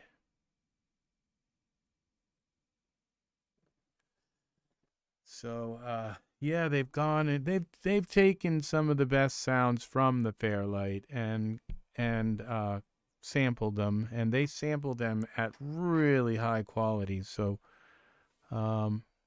okay, that's a really poor looking wave, but I'm gonna leave it like that. It's just a pad. And I am in 24-bit, so 96 kilohertz. Okay, this is my piano. We might as well freeze that.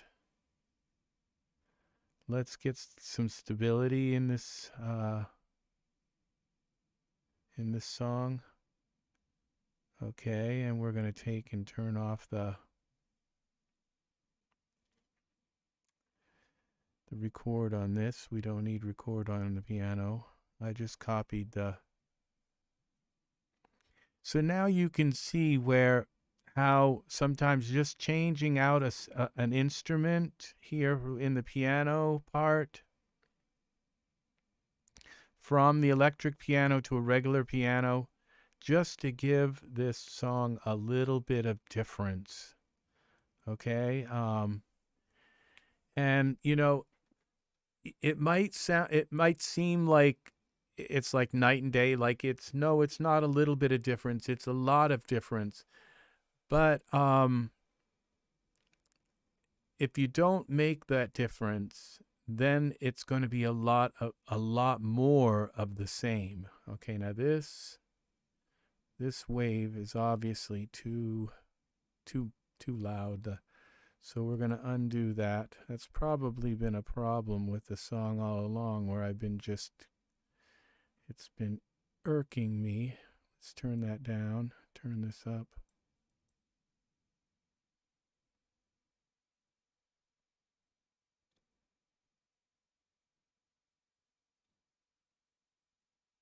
Too much saturation. This is another UVI wave, this electric piano. I have Lounge Lizard, but I really I've been finding that these UVI they're sampled from the old instruments, and the Rhodes and the Wurlitzers and all. And I'm finding them to be really interesting. Besides, you get all of the little settings, the various settings, to be able to go in and dicker with the sounds the way that you could back with the old instruments. And so they literally give you the old instrument. So let's see what we have here. Falcon, we're going to do the Falcon. This is our arpeggio. See what this wave looks like. Freezing them does also give you a look into what the wave is doing, and if it's possibly distorting your bus. And so a wave like this is going to be a prime candidate for a dream come true. I feel. See, this is a prime candidate for distorting the bus.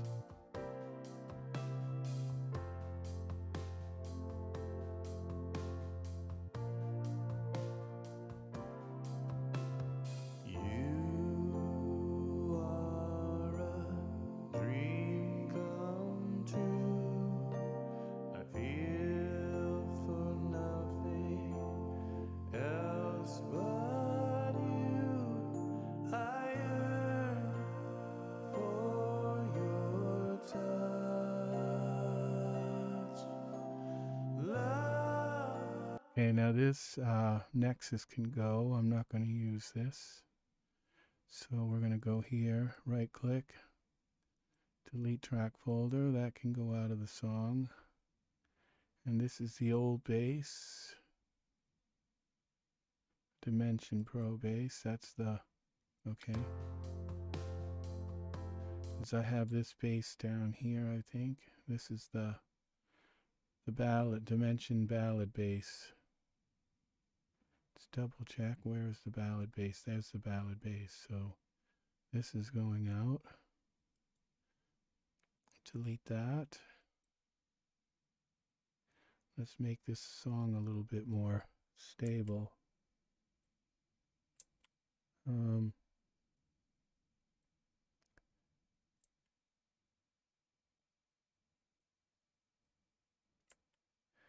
As you notice, I never freeze my my Melodyne tracks. They stay, and I put Melodyne on the whole vocals, on all of my vocals.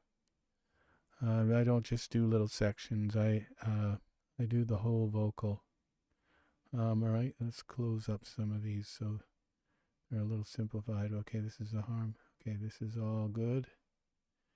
All right, now all of my tracks. What's this track 14? Looks like it's just an orphan track. Yeah. Delete. If I think hard enough, I'll figure out why I put that there. Okay, the pad. Valid bass.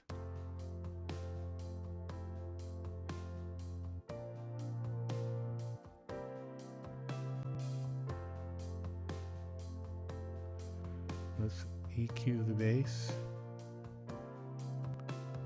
You are a dream come true. I feel. A little tip, I don't know. I'm just going to put this out here. Never really EQ anything above -4. That's my rule. I never ever record anything. When I use this and I record, I compress every track, but I never allow it to go up above -4. And then you never get pumping. You always get a natural result out of your. So never let it ever go above -4. And then you do this little number here to make sure it's unity gain.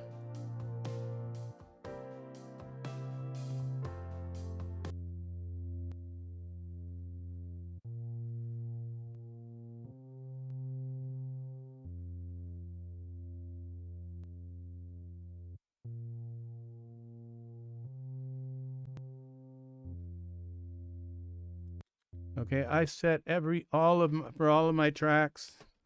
I always set even drum tracks. I don't do quick attacks and quick releases for drum tracks.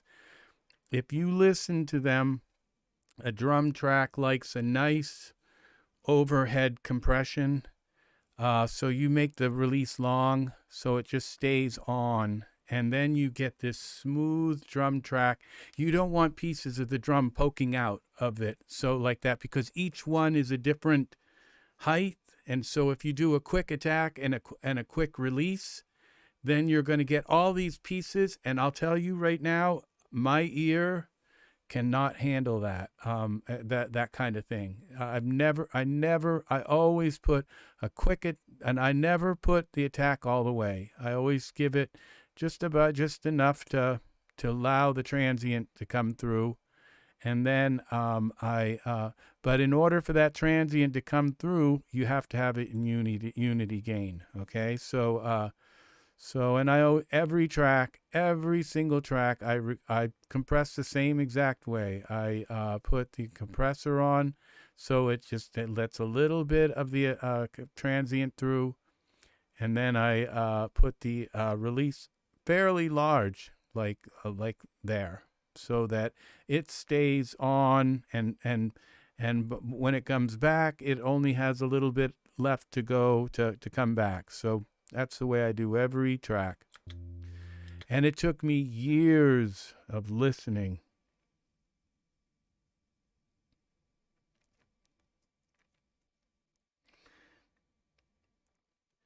Yes, Cakewalk has a good rendering system. I really like it. The tough thing is just making sure that none of your events go beyond where you want. And I always come down here, and on my master bus, you right click here and go right click, no, left middle click, and click the middle mouse button, and then automation, and add a bus output volume. And then I put my fade here, and always leave the bus output at 0 so that it won't clip. I'll show you if somehow I'm going to do the mastering here. This song is going to be really difficult. I'm probably going to have to fudge a lot on the mastering, because this song, I didn't use any kind of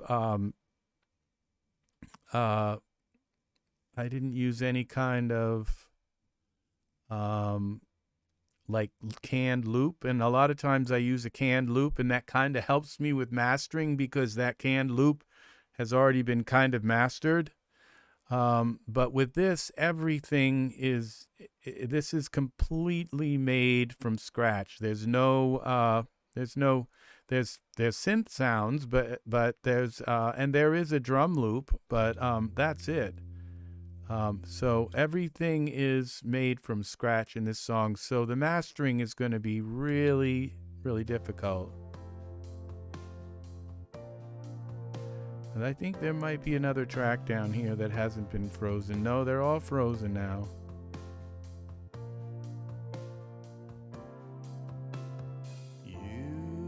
Now here I'm going to do, on this last pad, I'm going to do the same thing here.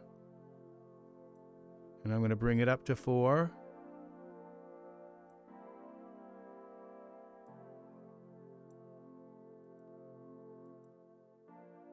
I used to struggle with my compression, and you know, I would think, oh, that sounds good and everything, but like the next day I'd listen to it and I could hear that pumping compression.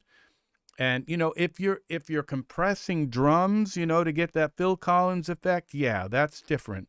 Okay, but this is for basically to keep your track sounding natural, because I once heard an engineer one time, sound engineer one time, tell me that most tracks you don't need to EQ, you don't need to do anything, you don't need to have heavy compression, you don't need any of that.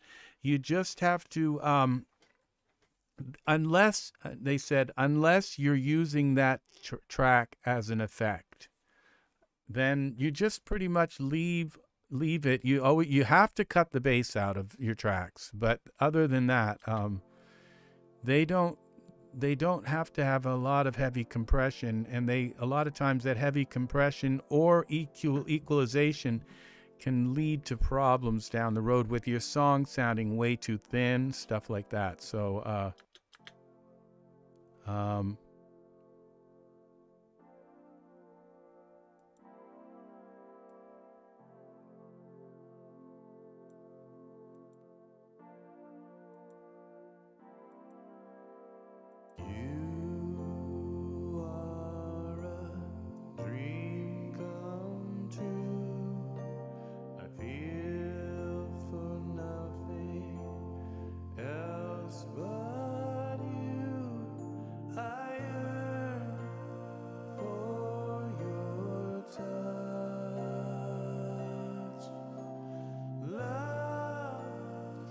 yes, that's the way that's, yes, you can have multiple layers of compression, but they're always subtle, like you said. They're always very subtle.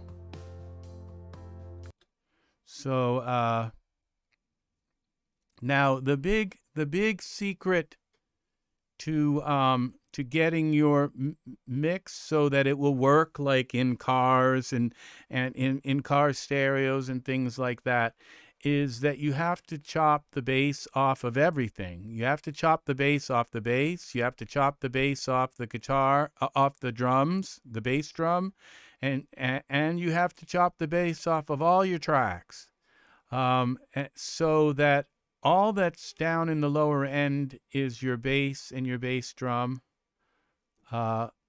And so all of the bass has been cut out so that just the bass drum. Now, a lot of people do a lot of really weird things, like they'll sidechain the bass and the bass drum, so that the bass drum will cut out the bass and everything. You can do that with just a little bit of subtle EQing and stuff like that. I'm not saying that that's wrong, okay? I'm just saying that it's a lot of work for something where you can usually just get by with a little bit of EQing, where you cut a little bit more of the bass drum out than the bass, and then where you put a notch in the bass drum, just a little notch, a subtle notch for the kick drum to come in. And then you have to make sure that nothing in your song, like this sound right down here, this right here, when we look at this, Now here, it doesn't hurt to cut a little bit. This is where the voice is in 200. This 200, if you just chop a little bit of all your tracks out around 200, that your voice will fit in very nicely into even your pads and everything like that. So now this is the Pro L here.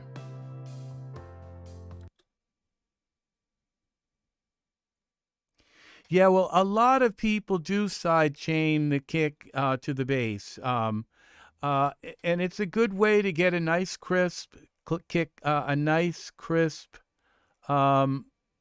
kick out of your bass. I'm not gonna, I don't, and it might just simply be because it's a little bit, it makes my song a little bit more complicated than my head likes it to be, but I'm not going to kick that. I'm not going to knock that that process because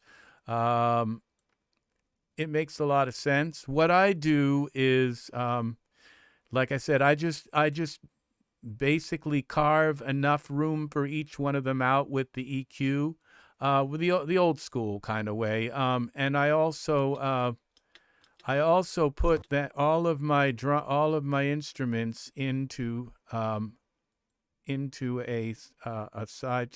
music bus.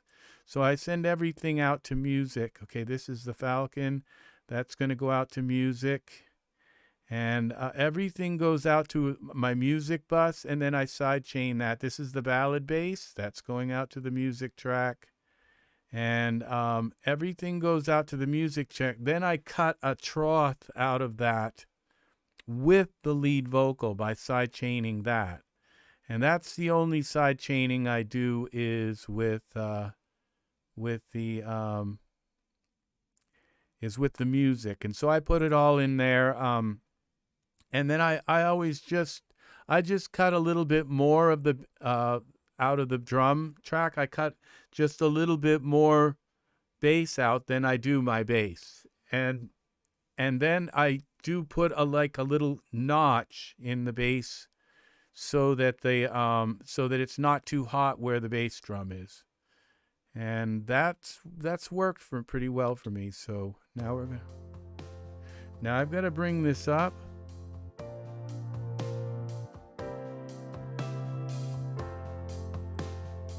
All right, I'll turn this down a little bit.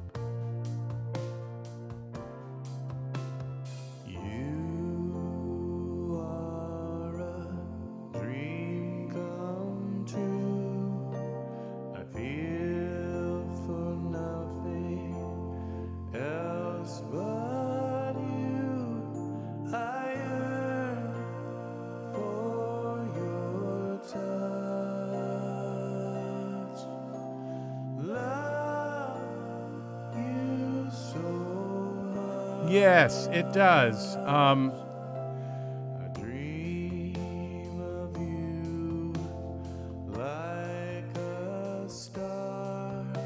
It does. It does make it unique, and it's arguable that it makes some people's music sound better than others. That they do add those processes. And it's highly arguable because I couldn't get by without sidechaining, like cutting my vocal out of the music. If I didn't do that, my music would sound horrible to my ears because I am so used to hearing my voice cut out of the song. And you can see this sidechain track here. This is my music. And as soon as I start singing, you'll notice my voice cutting out of the music. You are a dream come and there's that magic number at -4 dB.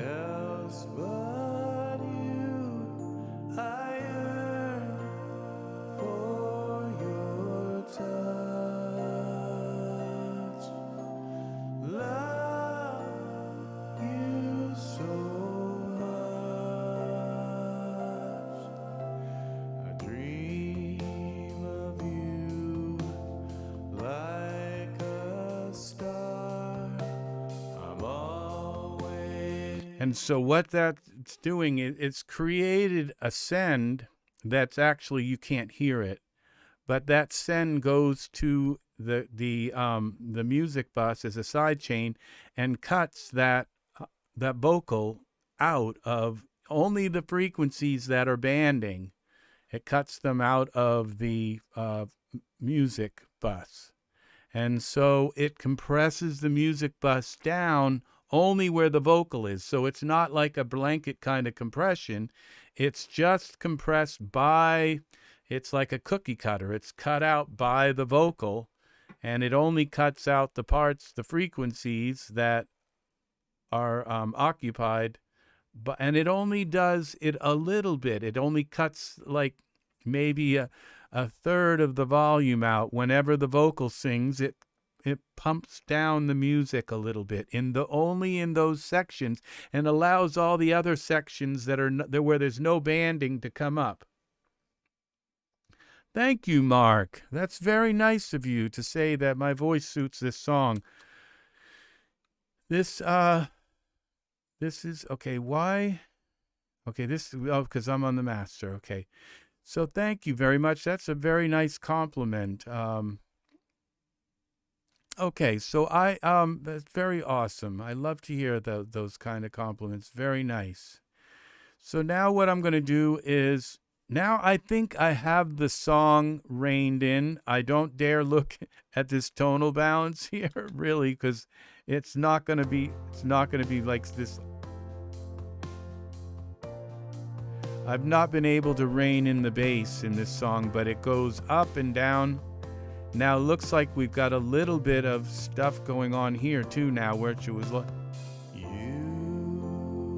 are a dream come true. I feel for nothing else but you. Now these are supposed to be in the center. I've never seen a song of mine these have jumped around. I guess that's called like a crest factor. I've never seen them have such a high factor where they're just jumping all over the place. I'm just going to kind of ignore this, okay? Because I can't seem to rein in on these sounds, and other than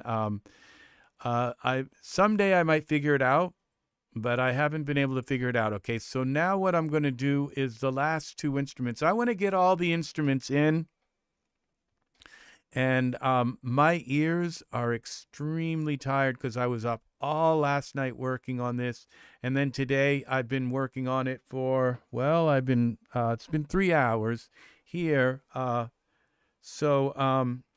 And then the day before I worked on this, laying down all the vocals and the lead vocals and putting in the electric piano parts and all. So we're going to insert. Okay, I think I'm going to use native instruments. We're going to use a Stradivari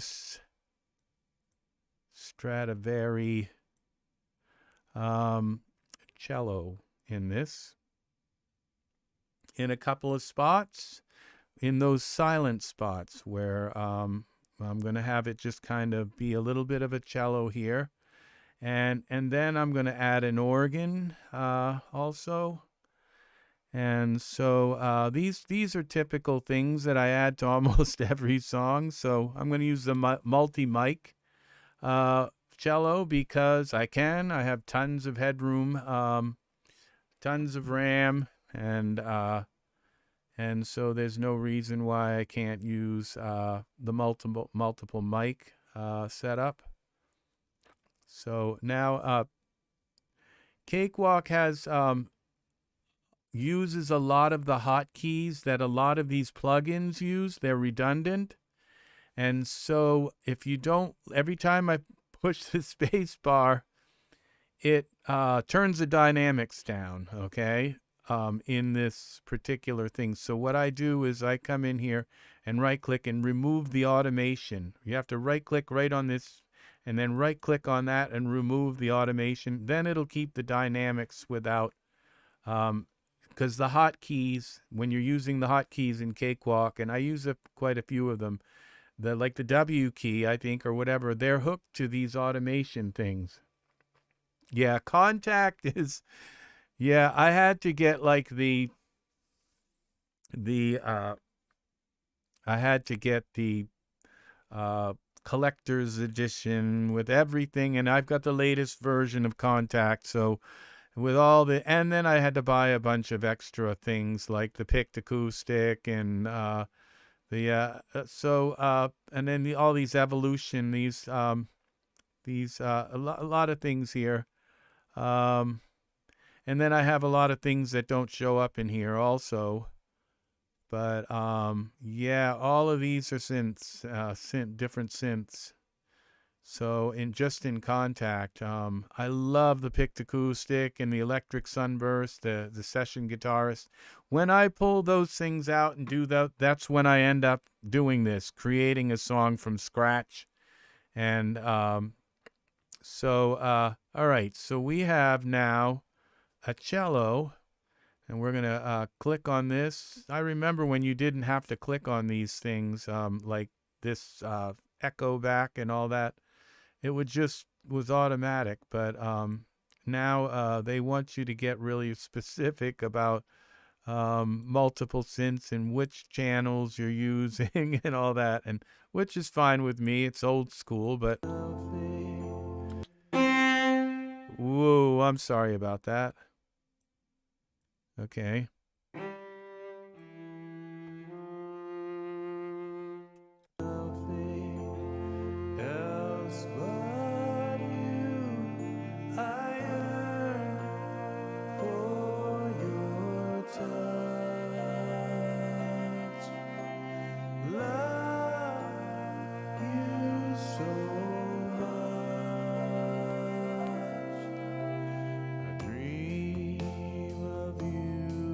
All right.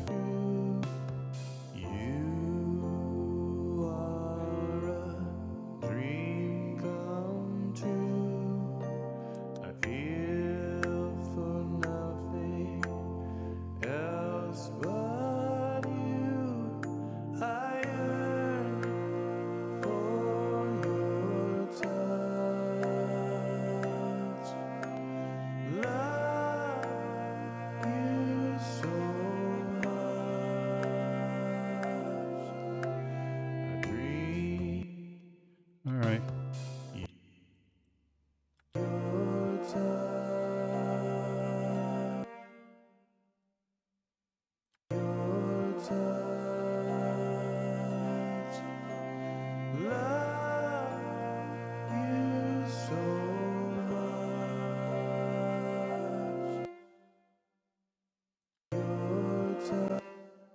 Okay, process, quantize to the nearest eighth. Okay.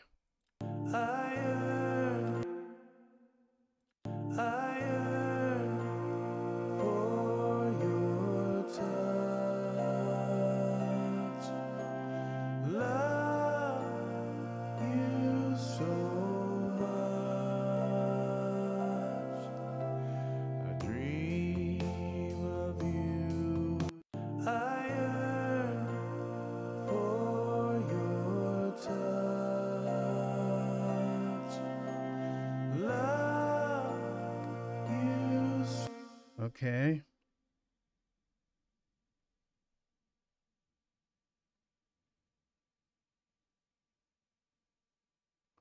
Yeah, I don't have to worry about the CPU, so I do not use the multiple libraries in one instance. I never do that. Never, ever, ever. And the reason why is because, as you can see, this CPU up for performance, I have 24 threads, okay? And I'm not even using, with this whole song playing and with pulling in all of those multiple mics and all of that stuff, I'm still only using about 1% of my CPU. So I have an i9 here. So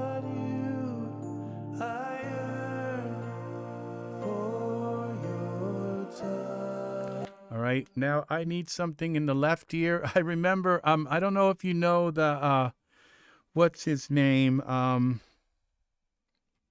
Invoke a very great,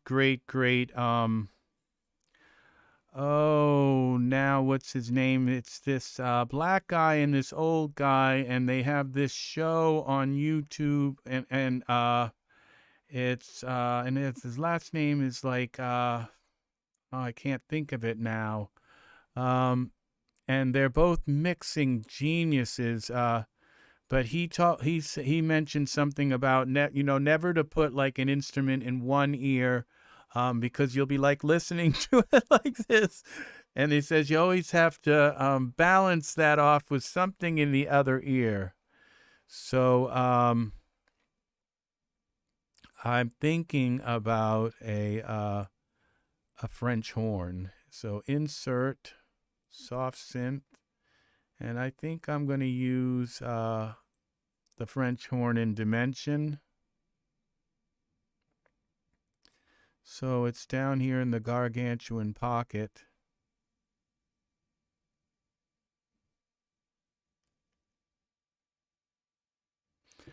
Yeah, I used to have that with every one of my songs. I would reach the total. I would reach that the head I would run out of headroom. So I just decided enough was enough, and I put everything, sold the house and the wife and kids, and and I bought a big computer. So no, just kidding. But yeah, I had to I had to have the PC. So oh, here it is. Here he is. Pesado's place. Yeah, this guy Pesado. I can't remember his first name, but he is awesome. He has a lot of massive Dave Pesado, you are right. He is amazing. Anybody who's into this stuff has got to watch all of his shows and watch all his stuff and everything. And you get that impression, he'll be there saying like, "You just gotta add a little bit of this to it," and it's like, I didn't hear anything. But it's funny, and it makes you kind of doubt a little bit and say, okay, all right, that's why they pay him instead of me. But no, they're right, it's like, but he was the one who said, when you put something in your, in one ear, you got to have something balance it off in the other ear, or you'll be like listening like this, so it's.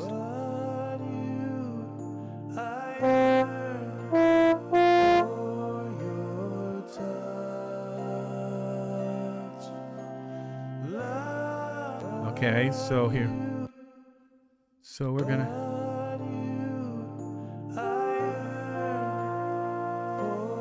Okay, so we're gonna put this in the left ear.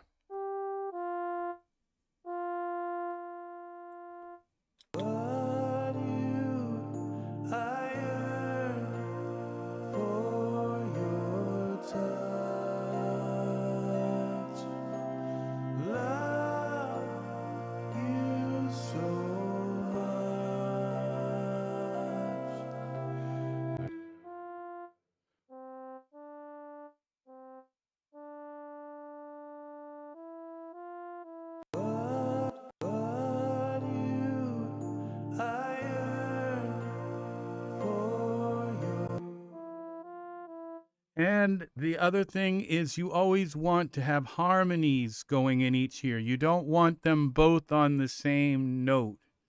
You always want them to be in harmonies. Okay, let's make sure that our, okay. Else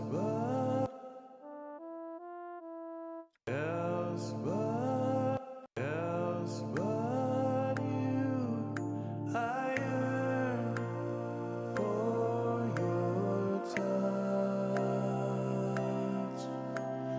Love you so much.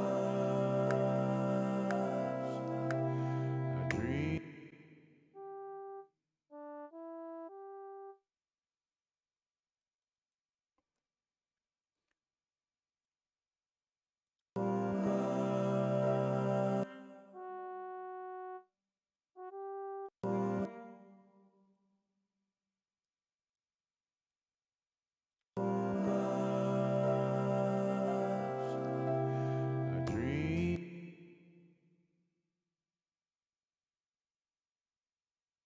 Yeah, that's funny, Mark.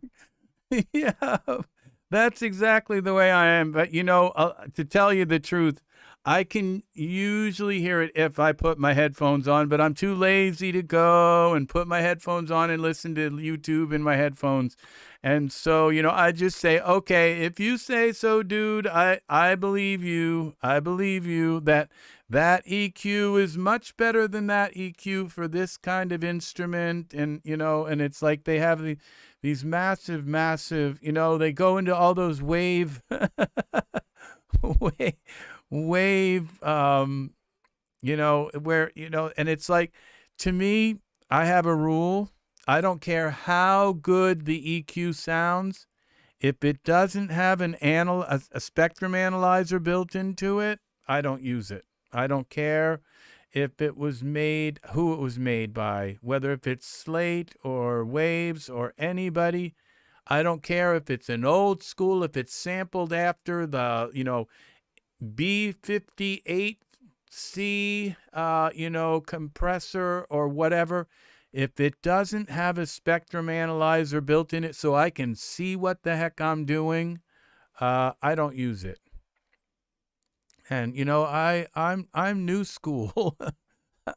I was born, you know, in the generation where I have to see. Seeing is believing, you know. So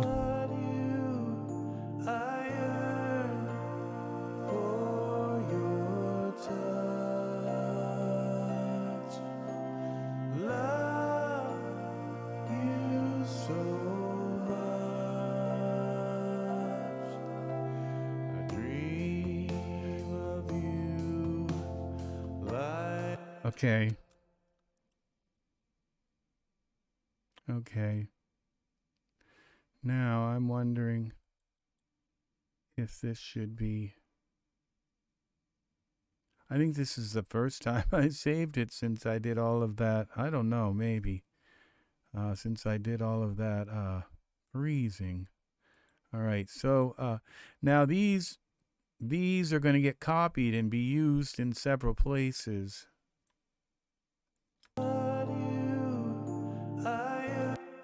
All right, now these are going to get sent also to the music bus.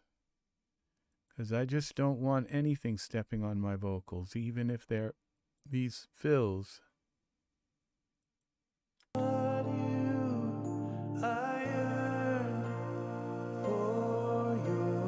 And this has to have some reverb. The French horn sounds way too dry. I think the and I'm just going to cheat and use a little bit of algorithmic reverb.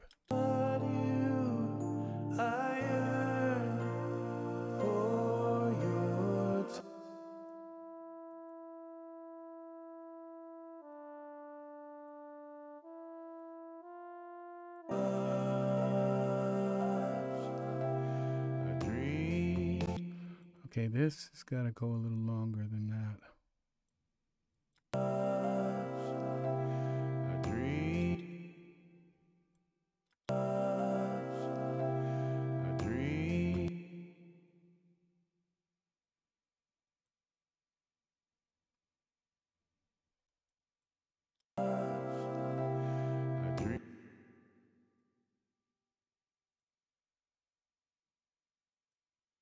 Okay. With the cello, you want them all joined together because they're using a bow. If you have to think about the way the French horn doesn't have to be so much. They can have little spots in between. For your touch, love you so much. I dream of you. Yeah, yes, I have to see it. I'm just, you know, to tell you the truth, I just don't trust my ears enough. Like, did it really cut the frequency out of the bass? You know, I don't trust my ears 100%. So if I can see that the bass is no longer going down below a certain frequency, then I feel like then I feel like seeing is believing, and you know, that's the way I am. All right, so what I'm going to do, I might as well do this now while I'm here. So, okay, so what I'm going to do now is we're going to just kind of bring these up a little bit like this, and like this, and like this, and like this, so I can kind of see what I'm doing. And then I'm going to grab these two pieces. I could do it with the wave file, but I don't know what if I'm gonna need any more of this stuff here. So we're gonna just now we're gonna take this, save this again. And it is really nice to have you here, Mark. It's really nice to have somebody who's, you know, my friend is in here, Angus, and he, you know, he's my buddy. He always he comes in to support me and to help me, you know, because right now this channel hasn't taken off like my other channels have, and he comes with me to keep me company. He knows I'm working, you know, working hard. But I'm sure he's really pleased to have you here. Also, to, you know, somebody who is, you know, who really knows their stuff. You know, it's really nice to have somebody here. So, yeah, somebody who actually also enjoys using Cakewalk. Okay. In this love. Now I have to make sure. Now it's 2 measures. See, it goes through 2 sections, then it comes in. In this love, we hold on to billions of feelings. They cascade, reminding us of the love we made. Paradise is in your arms. Heaven is in your charms.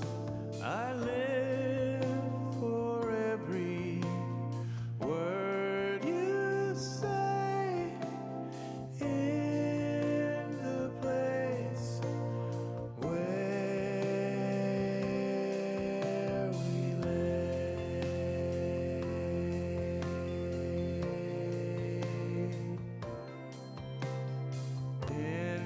Okay, so this is working. Excellent. That is so excellent. It is so excellent to have you here. It really is. Thanks for enjoying this. So I really appreciate you having you here. Very, very much so. So if you click the bell, you'll get notifications when I come in. I have been, you know, I'll come in here in the middle of the night. You know, I'll come here whenever I have to make, like, every couple days I have to make a new song. So I do it in all kinds of different, like this song I wrote as I was going through it. As I started the next verse, and as you can see, I put my lyrics up in the markers. So I always put my lyrics up there. If I need chords, I don't put them up there. I put them on the clips. I make a clip. I make a clip track and put some blank clips on them and mute the track. And I go into the clip name and I put D, F, G, C. If I have to have chords, I normally don't, because I just kind of know what the chords are, but sometimes the chords are just, I gotta have the chords because I gotta play the piano and the chords jump all over the place. So I count the moments we acquire. All right, is that the second one? I still haven't. Okay, that's the third. And that one's correct. So now we're gonna grab these. We're going to do the same up here.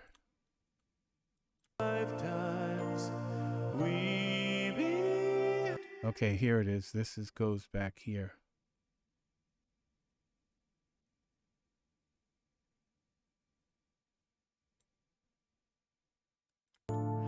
Thousands of lifetimes we behold in this moment our stories. Now we got an S that's errant. I have an S out of place. Okay, so where is it? Let's go to the lead vocal here. Click on this and then I won't move the... All right, where is that? Okay, here's the lead vocal and the harmonies. Oh, that's a unison. Okay. Now what is...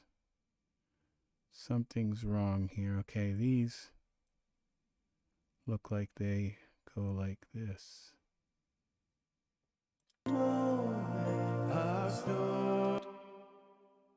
All right, let's do this.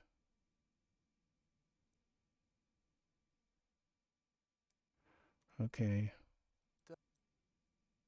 It's not that one, but this one is the lead vocal. Okay.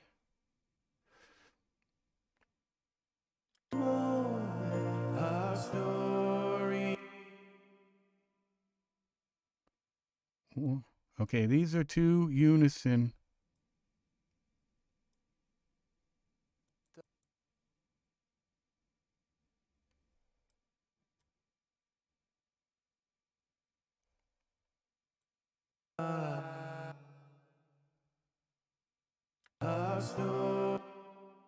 Okay, it's just that this one's too loud. I know that I can mess with these globally, but I'm just doing this surgically. Our stories, our story, our story, our story, our story, our story.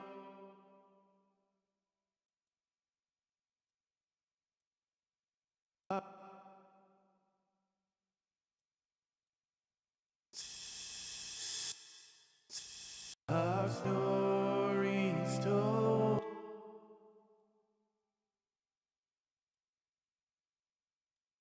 Our stories told.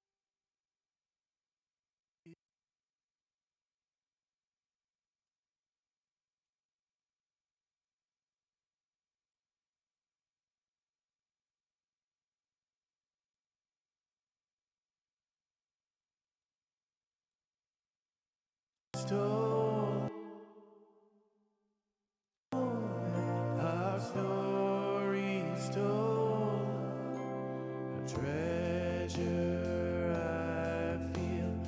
Okay, all right, so that's a little better. Just when you hear those things,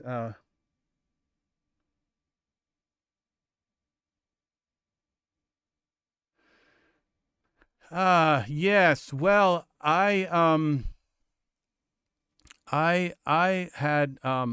learned everything that I know from other people. Everything. I didn't learn anything on my own. Nothing. I don't think I learned anything on my own. And music is so unintuitive. Okay, it's just not what you think it is. It's what it is, and it's not like if I were, if I grew up in a vacuum, I would never uh, I would never intuitively think, oh, we need reverb units and we need compressors and EQs and all of that stuff took people much, much smarter than me to figure that out. Okay, much, much. I'm a creative kind of person. I can create music, I can sing and everything. These people were like electrical engineers. They were brainiacs. They were like the smartest people in the class when it comes to, I was really good in geometry and certain things, but these people were really smart when it came to acoustical engineering and all that stuff, and soldering, building circuit boards and all of that stuff. So, I learned probably I downloaded, I don't know where I got it. It was from some website somewhere, and it was this German guy who is like the top authority in the world on mixing and mastering music. And until I watched his video, and I don't know if I could put my hand on it now. I know it's probably somewhere on my hard drive. But on my hard drives, I've probably got about 50 terabytes of data in my computer. And so this German guy, before I watched his video, because I had watched every YouTube video in the world on mixing and mastering, because every song that I made, I could mix it. I could mix it and make it sound right, but I couldn't master it. And for years, I didn't even know there was such a thing as mastering. And so I could make the song. I could write the most beautiful songs. I could sing the most beautiful songs. I could mix them, but I couldn't get that make that final thing. I couldn't make that final thing that went on a cassette. Years ago it was cassettes that would play right in everything. I would think, oh, I figured it out. I finally figured it out. You have to compress the whole shebang, kit and caboodle, or you have to do this and you have to do that.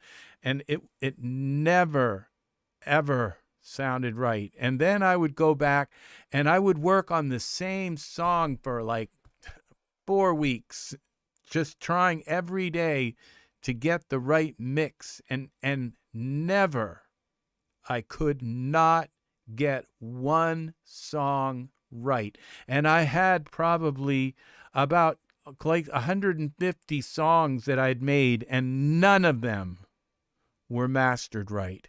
None of them. And it wasn't until I watched that German guy.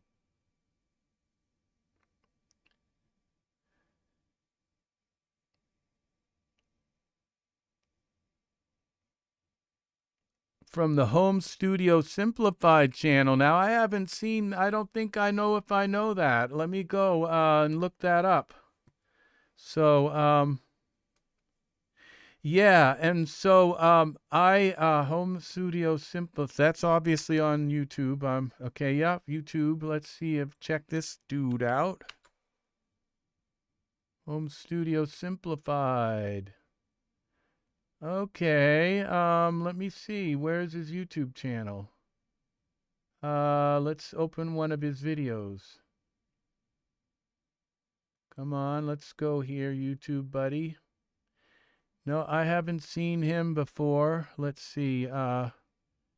And he's okay. We're gonna click like on his video and subscribe, and we're gonna add him to our where is the CBB, to my CBB Cakewalk by BandLab thing. And I'm going to leave him right open there. So we're going to check that out.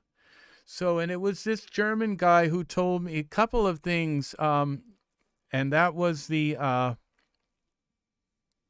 were two things, major things I was doing wrong in my mixes. I wasn't cutting the bass out of my tracks, and I wasn't, and just forget it. If you don't cut and who's going to know that to say, you know, it's like, oh, because you can't hear how deep that bass goes, all right? You can't, how you're going to know that the bass goes, unless somebody with some smart guy with an oscilloscope who says, we don't need bass down below this part because you can't hear it anyway, so that kind of thing. So who's going to know that, you know, just intuitively to say, oh, I think all this bass is too low.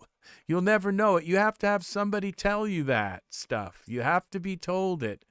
And that you have to cut the bass out of every single track. And far away in the place where we lay.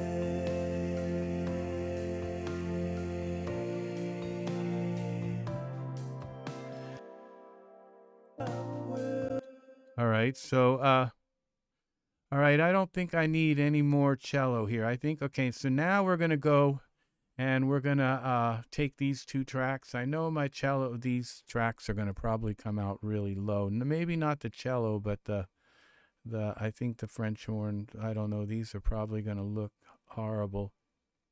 I call them healthy waves when they got, when you can actually see there's something in the track. I try to keep them healthy by, you know, upping the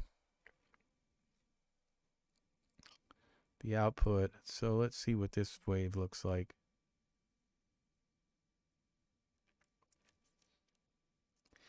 Yeah, it's got to be taught. It does have to be taught, and that was the biggest thing that I learned from that guy. And then the other thing that I learned was the correlation trace. Okay, was that I would put like I have this problem right now. Okay, because this particular track right here, I know that if it's played in a supermarket, this track right here will completely disappear from my song.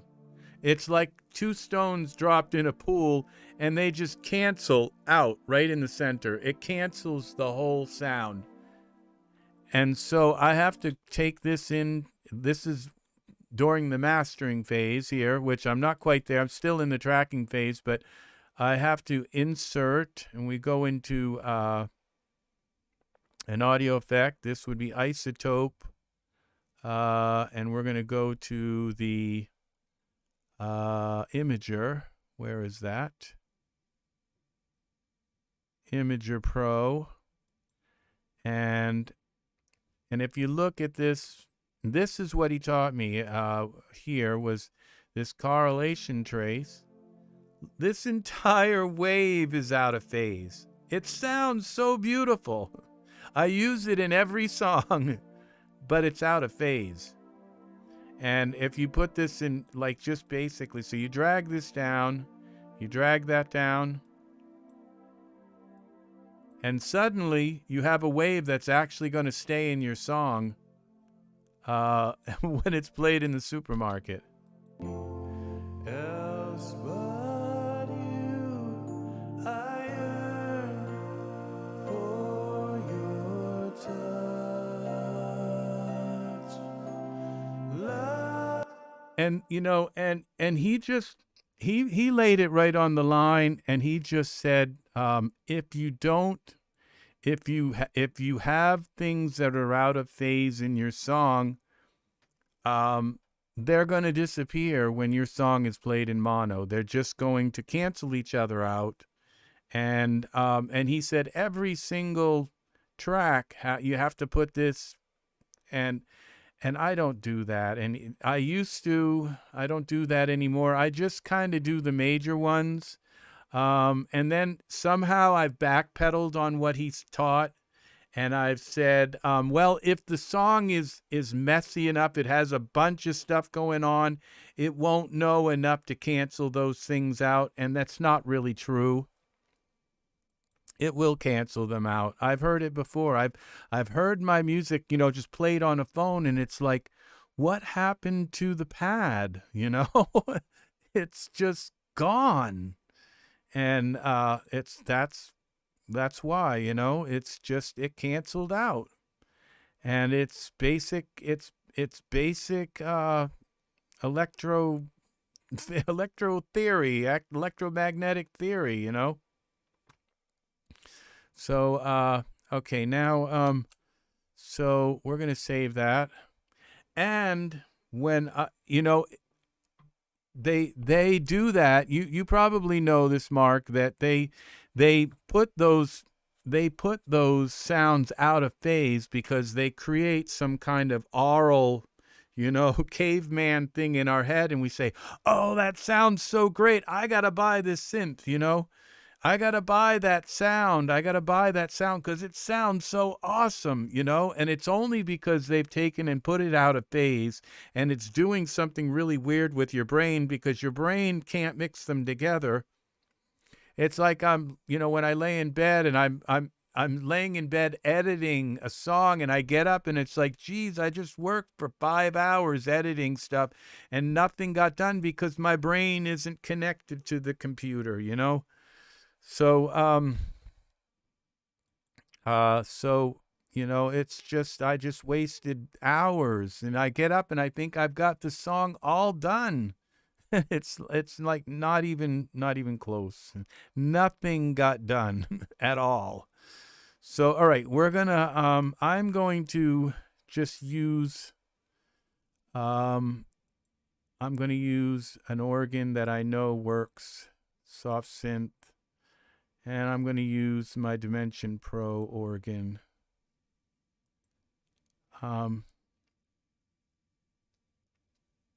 They do. These guys that know how they make these sounds, they do. They know how to get us guys to buy their sounds, to buy them because they sound so awesome. And then when we go and we take all of that fluff off of them, it's just a regular sound. And it's that regular sound that we need, because if you put that fluffy sound, it might sound right. It will sound right, but it's wrong.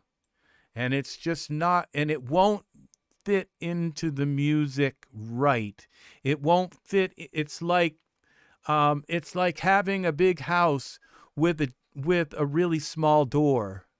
It's like it doesn't fit right in the song. It's like Grandma Moses kind of painting, where all these big people with little houses with little teeny doors. And it doesn't fit right in the song. And it seems like it does, but it doesn't. And that's why the correlation trace is so important to do. Now I'm gonna go and use my favorite organ in the world here. This is the Hammond Jazz 3 organ with the rotary wheel on the modulation wheel. And we're gonna now I may not pan this left. I might just kind of have it come in sort of off to the side a little bit. Okay, now we're going to go now, or maybe I'll use a different organ.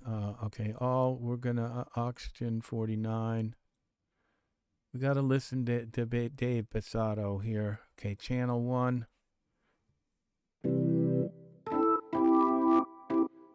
This thing always sounds like it's distorted, but it's just the...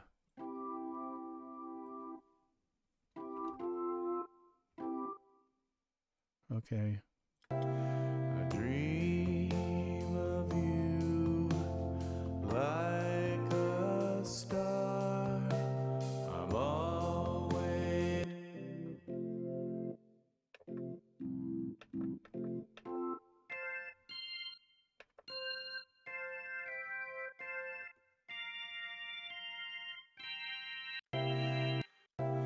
I dream of you like a star. I'm always there where you are. I love your every way. In the play. Okay, so all right.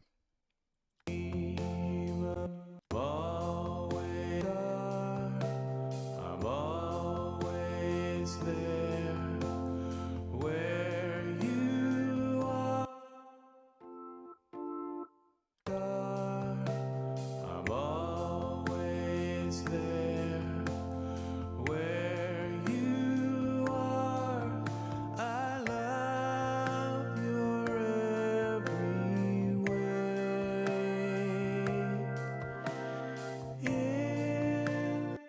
Okay. I'm always there where you are. I love your every way. All right, so we're going to now go up here to this, and we're going to go sound on sound, and we're going to record a little bit of modulation wheel here. I'm always there where you are. I love your every way. Okay, now we'll bounce these together.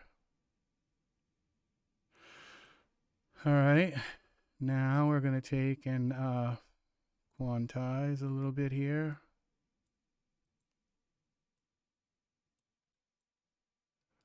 All right, I need this. Process. Quantize. A lot of people can't stand the sound of organs. The minute they think of an organ, they think of church or something, and they just don't realize that rock music uses a lot of organs. We do. We're just organ crazy, and I'm organ obsessed.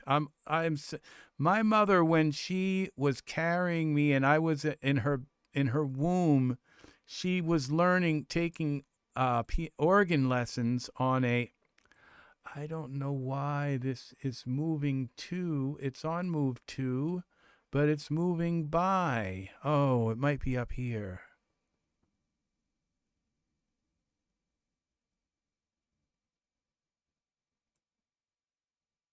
Oh, there it is. Snap 2.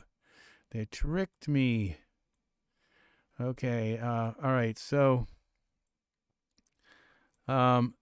she was carrying me, and she was like playing this big Hammond organ with these big 16-inch, 15-inch woofers, and she just jamming away on that Hammond playing. And there's something about organ sounds that I absolutely just adore the sound of an organ. I'm always there where you are.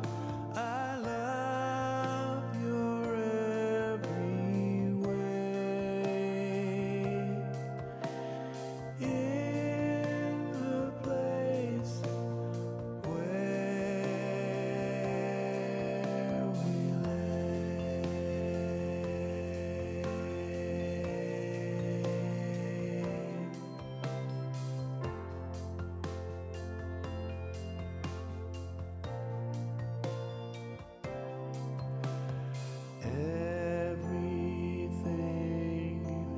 All right, so now,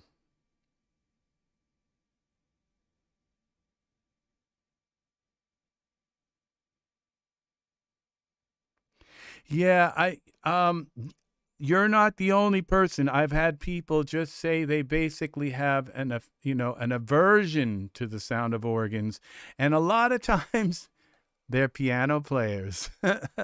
There's something going on between the piano players and organ players, okay, of the world. They don't get along. They're like cats and dogs. And I don't share it. I don't share that problem. It's like the rhythm guitar player and the lead guitar player. They just don't get along. They never will. Both of them are looking to dominate the world, you know? Heaven is in your charms. I live for every word you say in the place where... That's funny. About your dad getting you the organ. My mom made me take organ lessons when I was really young, like 11 years old. I had to go and take organ lessons, and the guy was very like, no, you don't do it like that. It was like sort of like getting piano lessons from Bach or something, or Mozart or something. It was just really horrible. But luckily it didn't sour me to the organ experience, and it just nothing could. But I've had some pretty teasy organs that sound like totally like sour, and you have to go in and adjust the little things inside to tune them by hand, and oh gosh. But I just still love any kind of organ. I'm on a quest for the coolest organ sound in the world. I love organs that much, and it's like I've got every kind of piano. I've got the Balinese, I've got the the New York Grand. I've got I've got Eddie Murphy's piano from Waves. I've got the Rhapsody piano from Eddie Murphy. I've got every kind, and it's just like but I and it's like I say to myself, a piano's a piano, but it's not. They're really You're my sweet they're not reality. I will. And but when I think of a band that I really, really, really absolutely adore, and a band that I used to listen to so much when I was, well, I'll say two bands. And one of the bands is like one of my favorite bands of all time when it comes to rock and roll. And I have one band that really used organs in such a fantastic way was Tom Petty. And the song Refugee, the way they used that organ in that, it was like, for years, it was like, I don't care what I have for band members, just get me that organ. I don't care who else is in the band, I just have to have that sound. And I couldn't get it because Leslie's hadn't been made into, into a little box effect that you could just play your organ through. You had to buy a Leslie, and so you couldn't get that sound. And so, it was just only the big guys could get that sound. And even if you owned a Leslie, you probably couldn't record it right, You had to have like a gymnasium or something to record it right. So, and the other The other person who was like my all-time favorite band, rock band, was Bob Seger. And he had organs. Oh my God, that man had the best organs. His live shows were just those organs coming in. I could just cry thinking about it. Like We Got Tonight, and you just, his rock, and all of a sudden it would be this heavy, hard rock and then it would get so quiet, and those organs would come in, and they would just, you know, phase in and out of the whirling speakers, and it's just like, oh my God. Yeah, Bob Seger. That was it. You're my sweet reality. I will love you every day. Let's put a little bit of reverb on that. You're my sweet reality. I will love you every day in the place where we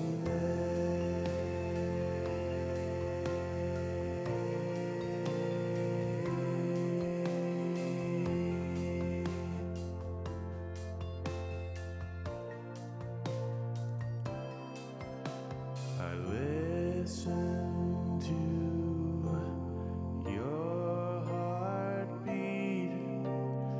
You're my refuge.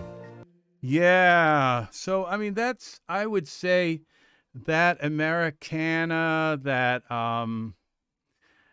Tom Petty and the Traveling Wilburys, that's probably where, you know, where the majority of my musical heart lies, is in that kind of music, that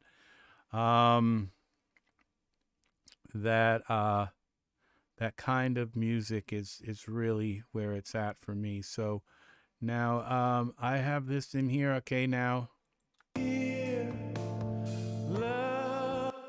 Okay, now we're gonna put this here.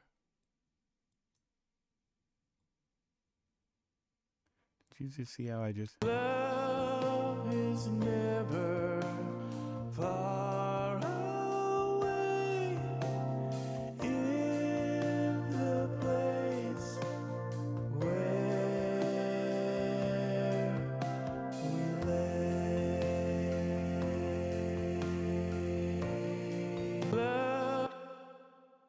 Okay, I think I'm a little bit... When you're here, this has got to go here. When you're here, love is never far away. Okay, I think I've got this wrong.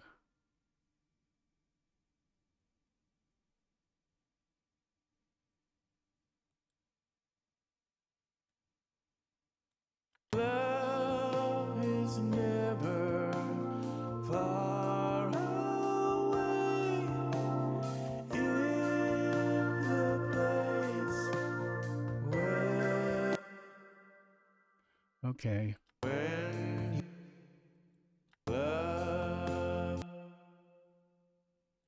love is found, when you're here, love is never far away in the place where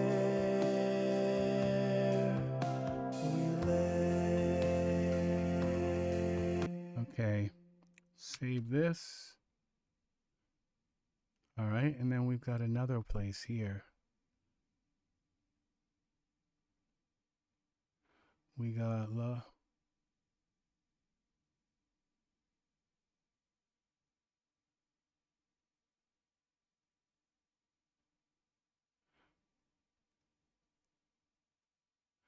Okay, we got this. I think this goes like this. Oh, edit, undo.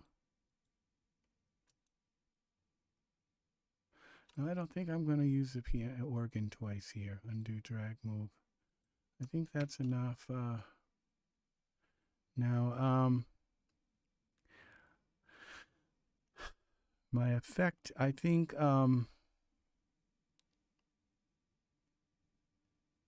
this effect, I want,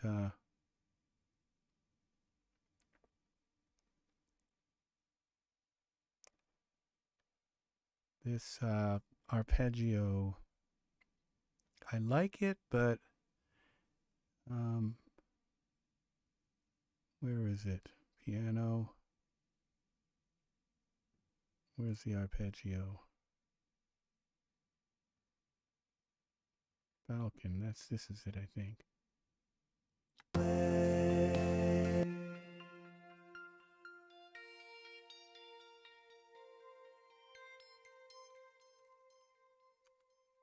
Okay.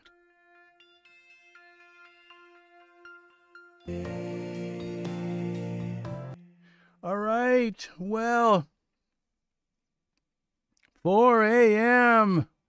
All right. Well, awesome, Mark. You take care. I'm gonna be. That was the last instrument I think I'm gonna put in was the organ. I think I'm gonna.